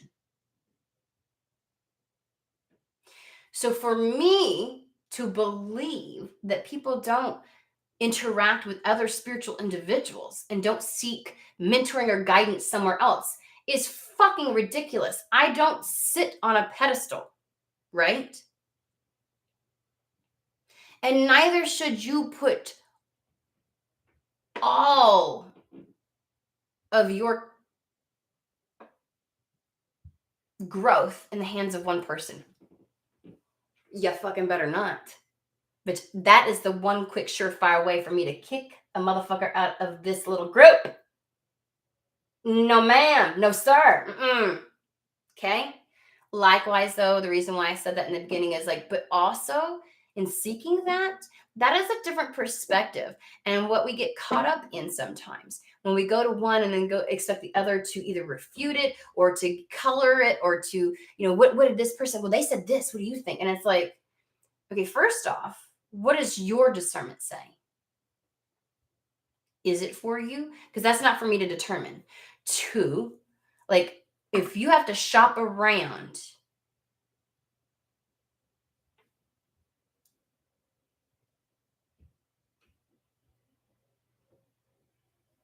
right? Like, if you have to make something fit, but like, well, so-and-so told me this, and yeah, it's been a multitude of people. Just gonna throw that one out there. It has. Let's get real with one another. If you've got to do that, either you might want to consider that you're trying to Cinderella their shit, or maybe you're not really firmly standing in your power of discernment. And then there's the few that do it for the purpose of trying to stir some shit. Well, you must not know what you're talking about because they said this. Well, they said this, and it's like, that responsibility lies on you. And I will never be a part of the shit stirring in the tarot community. No, fuck no. I do have opinions, yes. And I don't do the whole twin flame thing, but I listen to some people who do twin flame stuff. You want to know how many times those things resonate for other situations as well? They may think that they're only channeling for, and also that may be that they may be talking to people that and when I say believe, like, I'm not talking that there's not a connection that exists like that with another soul or something like that. It's the parameters that today's society has put around what that looks like and what it means. Our ego likes to make certain things sound and feel superior. And so that it gives us a sense of specialness that is like, okay, very egoic. Like, those are the things that I don't like. But I still listen. I've listened to twin flame readings before, and I've gotten nuggets of wisdom. I don't have a twin flame. Not the way that they describe it. But if you think that I don't get nuggets of wisdom from other people that I like, that's totally not my lane. So don't limit yourself. Don't limit yourself, guys. Okay? It's one thing to come here and discuss something. Like, if you hear something from somebody else and you've processed it and you're like, man, that makes me feel like this, you can bring that to the table. But if you're going to start something out with what so-and-so said, I'm done, checked out of the conversation. Done, checked out. Okay? Because, like, it's okay to not resonate with what I'm saying every single time. Also, sometimes something will seem like it doesn't match, because once in a while, guys, I give you like a future cast. It means it hasn't happened yet. But there's also a danger in that sometimes. Like we just talked about today, Spirit's like, sometimes I don't fucking want to tell you. Because you take it and it changes how you act because of that.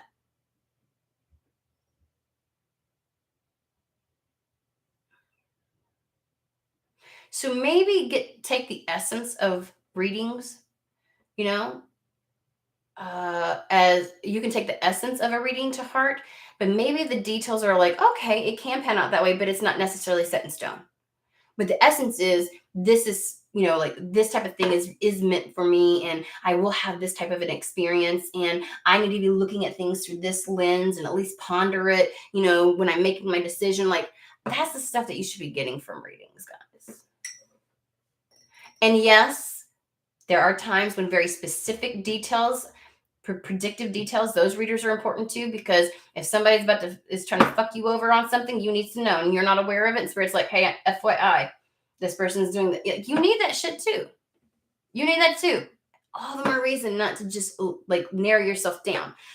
But also do not allow readings to be the only connection you have, the only spiritual connection you have with spirit, with yourself. So there's that. Because it really limits how spirit can connect with you and send you messages. If I say, Spirit, you can only talk to me through numbers, and these numbers mean this, this, and this. Spirit's like, I got all these messages over here, and none of them fit. The fuck, how am I supposed to? And you ignoring anything and everything. Like, allow Spirit to talk to you through many, many and varied ways, guys. That's how you get your messages. Right? So that's,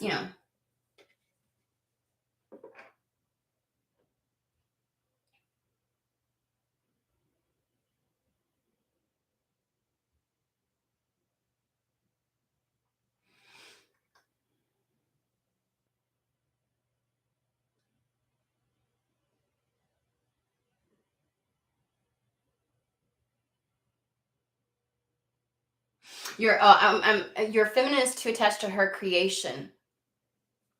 we can experience that, right? I think that women who are in exceptionally in their feminine energy, right? Um, like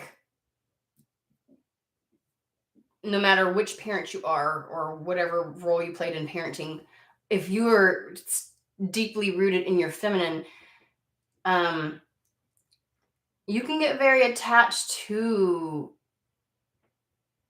wanting to cultivate and create and help flourish your child to the point where sometimes it moves into like the helicoptering parenting, and it's like any parent, let's put it this way, any parent, because nurturing is a feminine aspect and all parents do that or should be doing that. And when you are nurturing a child like a plant and allowing it to grow, sometimes it goes in directions that you don't want it to, right? And we can get real attached to how they're supposed to look, what their best future is. And we got to be real fucking careful with it, right? Because we can stifle their growth. We can put so many parameters down around that. That's what I mean by your feminine is too attached to her creation. Right? Right.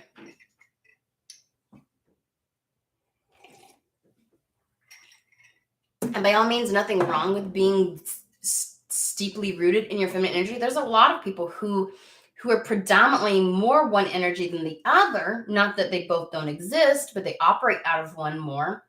And it's a natural state for them. But when one aspect of the self prevents the other aspect from fully stepping and operating in its authenticity, that's when you want to, you know what I mean? So in this situation, it's like, no, I'm too attached to this creation. It has to look like this. And it stifles the masculine aspect on making any kind of moves or movement or forward movement. And that impacts your life. And so sometimes that may be the thing, right, that's creating that stagnation in your life. And it was coming to terms with this truth that you knew, but you kind of knew and you didn't really want to. You're like, nope, I'm going to ignore it. I'm going to ignore it. So.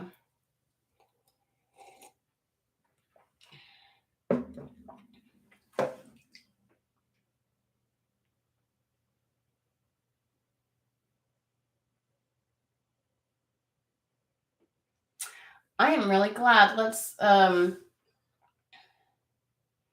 I'm glad that one statement came out because I was trying to find a way of how to express it. It's like, because I didn't want to make it sound like she was being aggressive or anything. She's just like, no, it's so beautiful. Like, look what I created. No, it's got to look like this. And it's like there's beauty in it no matter how it unfolds. So I hope I have managed to address a lot of things for you all. And what's funny is at the, when I was feeling the energies earlier before I started, it was almost like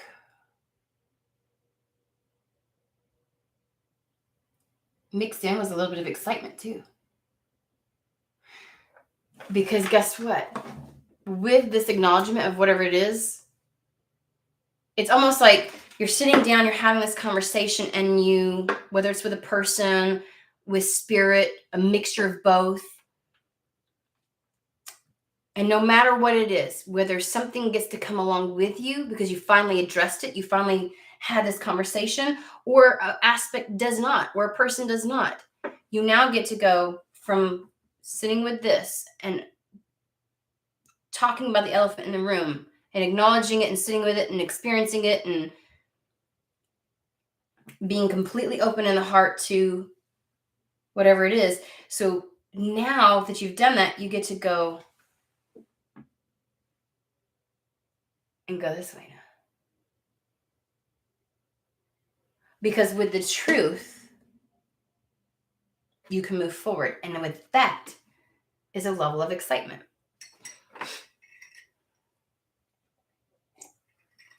So on the back end of going through this process will come, I'm going to assume, forward movement and excitement, like something exciting, because this moment gives you the opportunity, I will say, because they did highlight how you move forward from this point, what you learn, what you experience, and what you understand, and what you potentially may have to let go of, can color your actions. But if you spend just a little bit more time sitting with this, being vulnerable with it, and receiving the information you're getting back, like truly receive it and sit with it, you can make sure, like, allow yourself to receive the truth, so you can be sure that the actions you take are conscious, very conscious and deliberate actions towards what you truly desire. And I think we're all, at least from what I've been picking up on, that for the energies that I've been reading, are desiring this experience of freedom, free flow, and movement. And that's going to look different for everybody, but the energy behind it is like that first card, the flying. This one, kiss the ground and touch the sky. Your soul is set now to leap and fly. That's what we're all feeling. No matter what it actually looks like in our life, it is the wind beneath our wings, blowing through our hair, this sense of freedom. Freedom from what? Stagnation, whatever it is. But that's what we're all longing for. Freedom of movement.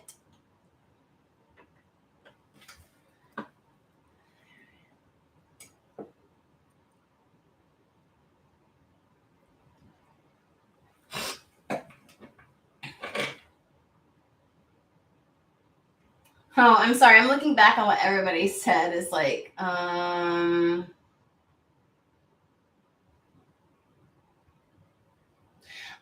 Manishka. Sometimes you're all so nice.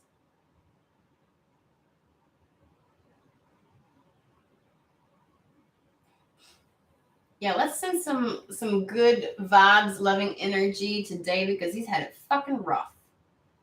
Holy shit.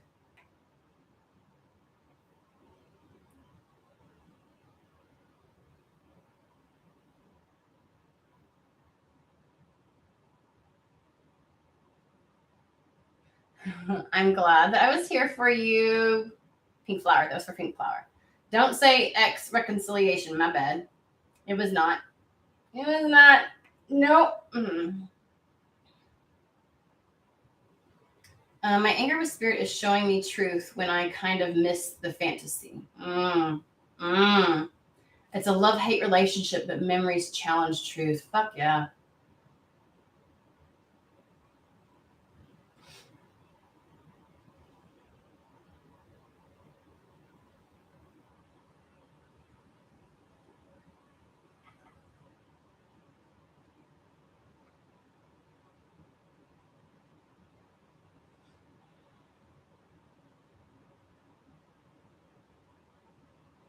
Gosh, I'm just reading through LP and David's comments and stories of, like, why do I look so pale? Why does the lighting do this to me? I'm not this, like, y'all, I'll go to 10, but I don't know what.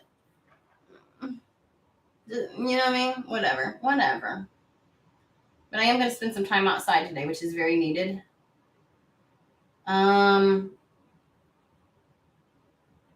Why, David? I swear I know how to spell and I know the English language, but I keep reading this as a bowel, like your bowels, like your intestines. A bowel is most useful when it is empty. Is that because I have pooping problems and, like, me staying consistently clear helps clear my energy? Like, I'm just saying, like, am I projecting here? I'm just saying.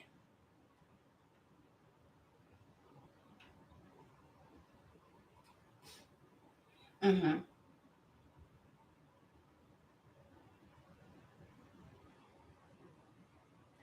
Mm-hmm. Attached to the point where she's not allowing the masculine to move forward. This is very much correct.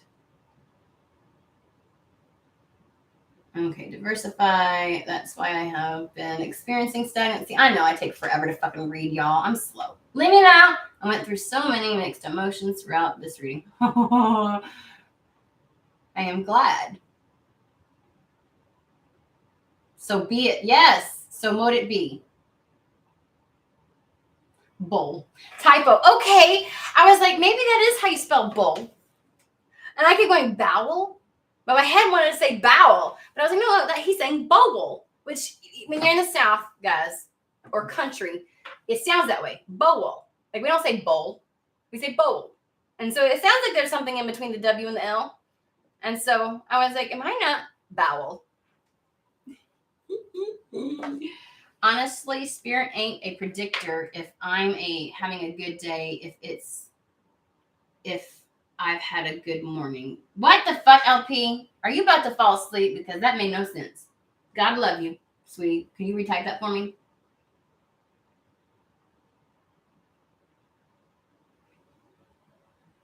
Oh, so like if you're having a good day, it's because you had a good morning. Is that what you're trying to say? I'm sweetie.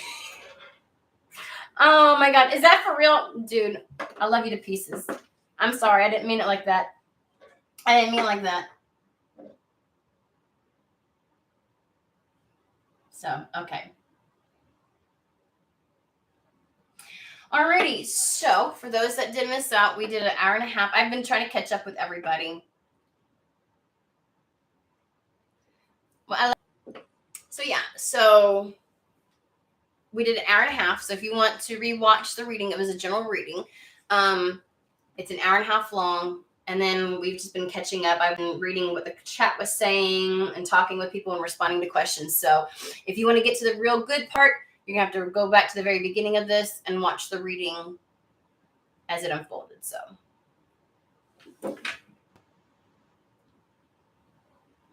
Gotcha.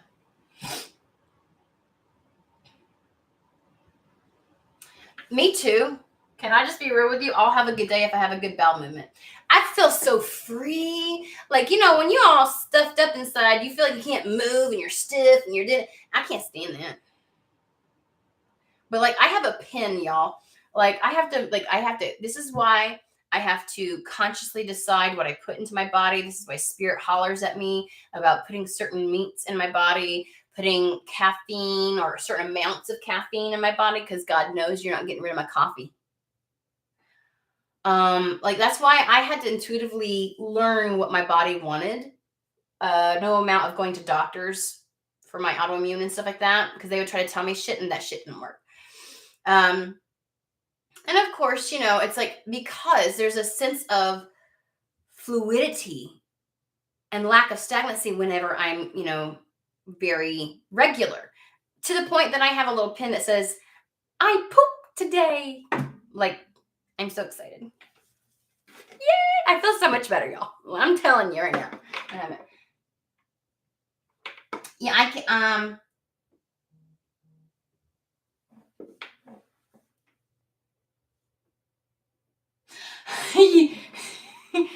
you stop playing Skyrim to chat about bowels. Let's see here. Sorry, guys. I know we're weird. We're a weird bunch. Like most coffees. Oh, I was gonna say most coffees don't make me like most coffees do not make me poop. Okay, I know that's like a lot of people are like, oh, I always have to go as soon as I'm like, not me. I could be drinking like, and I don't drink a lot of caffeine, but it ain't the thing unless there's one coffee out there in existence. Actually, there's two. I discovered it. I'm gonna tell you one story, then I'll hop off. Okay, Cafe Bustelo. It's a Colombian coffee. It's potent as shit. I drink it when I need to go poo. It's good. It's good. It's good. But I don't need to be operating off of it all the time, right? So it's like on an as needed basis. Okay. My sister, who I visited over the summer, You're gonna love this. You're gonna love this story. You ready, guys? Are you ready? So we're visiting for a week. I'm just trying to make myself my morning cup of coffee. My nephew is awake. And so I'm looking around and he just shows it to me over here. He goes, "Here, this one." And he just pulls open the little drawers because she's got everything all nice and cutesy, so they're hidden in drawers. And I was like, oh, okay. Like on top of her counter, like these little fancy little something. And then there's like, oh, okay. So he shows me where it's at. And I just grabbed the thing. Because, I mean, what am I going to do? Like, ask, like, you know what I mean? Like, I can't, like, just, whatever. So I pop it in her thing, like, does either a big pot of coffee or, like, a 1 cup. And I was just going to do 1 cup. And so I do it, and I take it, and I'm like, woo! It's potent, right? And everything, and I drink it. And so we all are going to go out, and she lives in Maryland. So we were going to one of the little seaside towns, oceanside towns, whatever you want to call it. And, like, she's introducing the kids to the area and different, whatever. And we're out and about, and I swear to God, I swear to you, something hits. And I'm like, oh, shit. I'm like, oh, my God. And I don't know if it's just the state where I live, but, like, we got a gas station every 5 seconds, okay? If it's near, like, a city, you know what I mean? Or, like, a town. If we're out in the country, no. But, we were not out in the country. And I was trying desperately to find a gas station. I was like, I need to find a gas station. Like,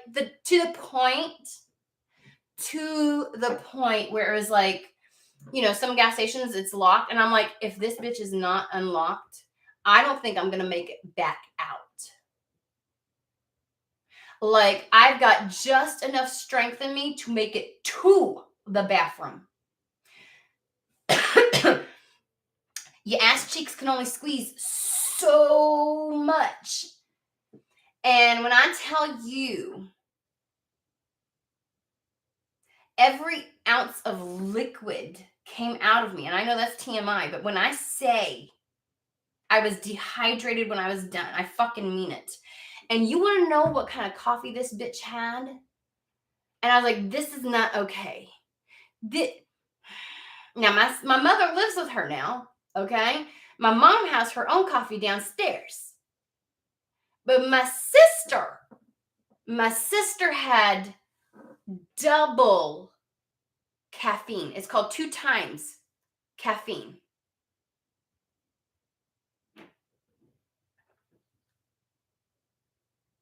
I had no obstructions for the rest of the time that I was there. I'm just saying.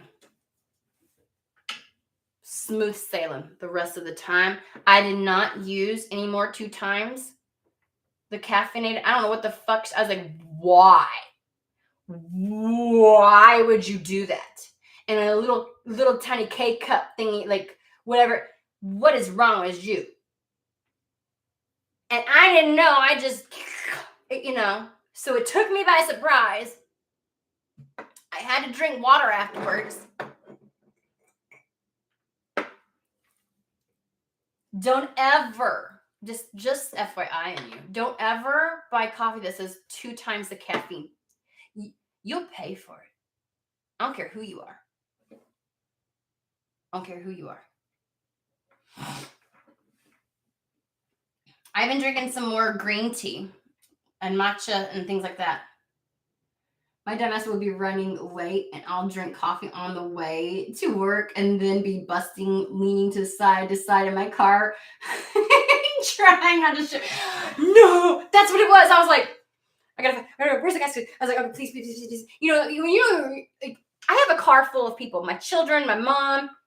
It's an SUV. And all I'm thinking is, if I have to walk back out, it'll be seeping down my leg. And it was midsummer, so I had shorts on. I was gonna, oh my God. I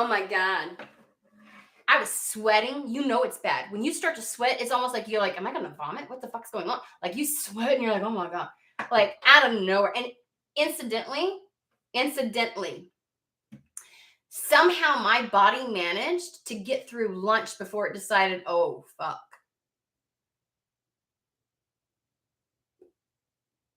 Like, I don't know, the introduction of food after my body was like, bitch, I know you did not just put food in after drinking that coffee.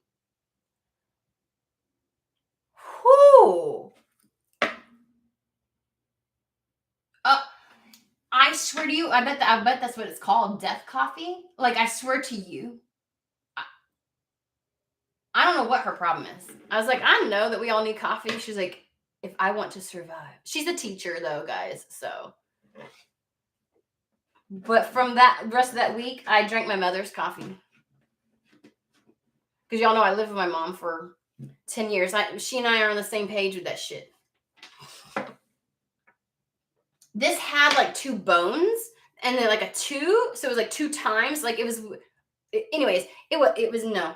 And then later in the week, she ordered more and had it Instacarted to her house and she brings it in. And I saw the packaging and I was like, from the packaging, like the big box, you can tell what it is. You know not to touch it. But she just had the little cups in there. And my nephew didn't say nothing. He probably didn't know. He's like, whatever. Nothing to me. He's 15, but he said nothing about, that's potent. Mom likes, no. No, not nothing. Anywho, so we're just going to cover this up. So let's all, let's put it out there, guys. There's at least 5 of us on here, and that's a good energy. And I did this with my family. So I've got some people in my family that are witchy, magical, woo-woo, whatever you want to call it. Like, they're a lot like me. And I sent out like an APB this week, right? Because we're all feeling it right now. I remember when I told you all that, like, I was doing good, but I'm also close to that point where I'm like, I'm almost, like, the cliff is coming up and it's almost about to go off the cliff. Like, I feel like I'm good right now, but one more thing that goes wrong, like with finances or anything, I'm like, oh, shit's going to hit the fan. Like, I can just see it. And I'm like, I need to do something now kind of thing. I'm there. And I was like, you know what? Spirit, like, I keep feeling like I'm supposed to reach out for help and things like that. And maybe it's not about asking for money from family. Maybe it's about going, you know what? With anything, energy can move faster, and your protective barrier can be amplified when multiple energies come together with the same goal.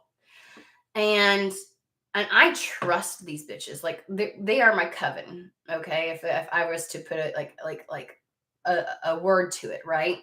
And so I was like, this is what I need, and this is what we need to do, because I know there's untoward energies coming towards me, and there's certain things being wished upon me, and then there's also, like, and what I want is, I'm asking for the spiritual help. I'm asking for the spiritual protection. I'm asking for us to come together and create a shield and to manifest together, to amplify what it is that I'm doing, right? And so what I would love to do is share that with us as well. Okay? Because here's the thing, when we come on live here and people are watching us believe in something, they're already sending us, just even the random Joe Schmoes, they're sending us all kinds of whatever. Anyways, the thing we're not doing is banding our energy together to elevate one another up. And I think that's what we need to start doing. And I'm going to start making a call at the end of my videos where we do that, where we can all, like, focus on an intention to amplify it, because that can create a protective barrier. It's just like those movies when like one magical person tries to do something and they can't alone, but the other, when they grab hands, it's like all of the energy together creates a force in and of itself. And so I think that a lot of us are needing a shield from untoward energies, because not all are just negative. Some of them are just, they don't have our highest good, or they don't even have our desires at heart. Like, it's counterproductive and counter to what we truly desire, our truth, which is why they tell you to be careful who you allow to pray over you, because a prayer is like an incantation. It's like a spell. It's them putting limitations, energetic limitations. Maybe what they think is speaking something into existence for you or protecting you is actually a barrier for you. So we need to choose wisely who we band our energies together with. But if we trust one another here, there should be certain things that we can achieve together, and request that energy extend to each one that is involved in creating that energy, right? It's like a charging it up kind of thing. I know a lot of us want to make forward steps. And now's the time to do it, because the energy of the cosmos and the year that we're in, there's a lot at play. There's good energy at play that we should be utilizing also. So I think there's a protection against untoward energies that would try to deter us or act as obstacles to our desires, or wish harm upon us, or stagnancy. And so we need to protect against that. I think that, and I'm just throwing stuff out there, and you can put things in the chat as well, but also amplifying our ability to clearly see our manifestations and act upon them, but also the acquisition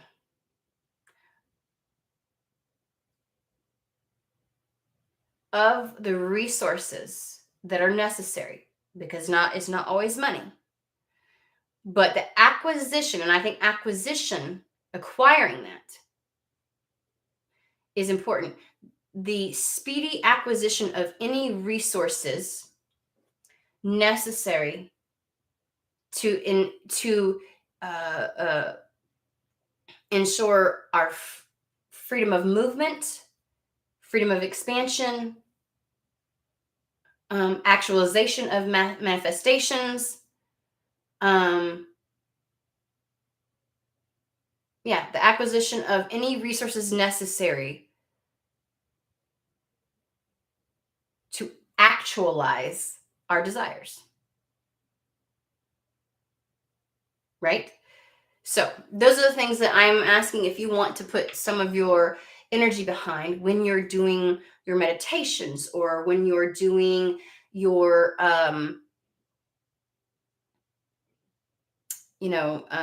spell work, or when you're doing, because spell work is really just solidifying your intentions and trying to bridge between the etheric and the 3D. Prayers, whatever it is that you do in your spiritual moments,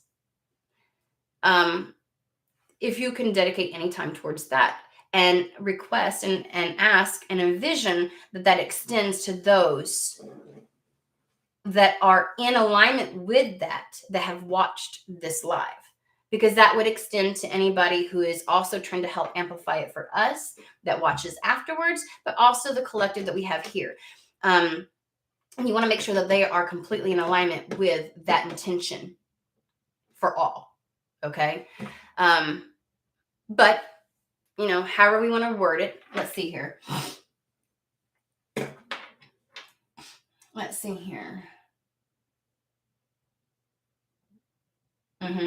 Like a shared shield of protection, with that being the pure intention, right? Okay. Protecting our receptiveness to truth. Well, after today, yeah, right. I think that our unwillingness to be receptive to the truth and avoiding it has created some delays. So I would add that in there too. Yes, LP, I agree. Inner peace for the weird and woo-woo tribe, right? Health and safety for the weird and woo-woo tribe. My part is, thank you so much, David. I appreciate that.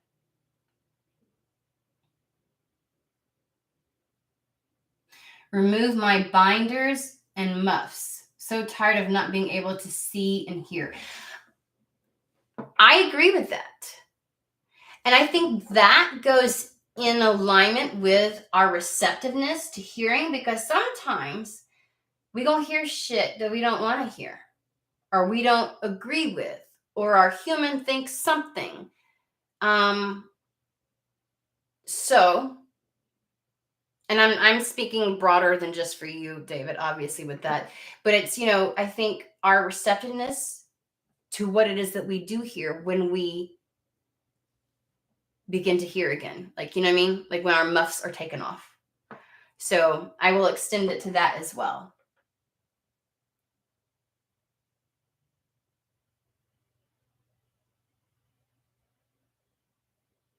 So, okay, guys. So we're going to put that out there.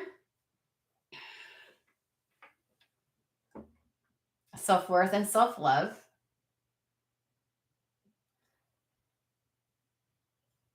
which is really upholding that, right? We want to stand firmly in that. So, all right, I'm gonna try to write things down next time. You know what I mean? And maybe tailor it around what the energy of the collective is, so that we all can join in on that. And I think that's where that term power and prayer comes from, is because when the masses come together, it creates an energy larger and of itself. And that can be very beneficial. So will do, David. Will do. Will do. Thank you. All right, guys. So we're gonna hop off. Again, if you show up late, the first hour and a half is the true reading. So go back and check it out. So, all right. Love you all. Y'all have a fantastic day. Keep me posted. And I think I should be able to come on tomorrow also. So I might see y'all tomorrow.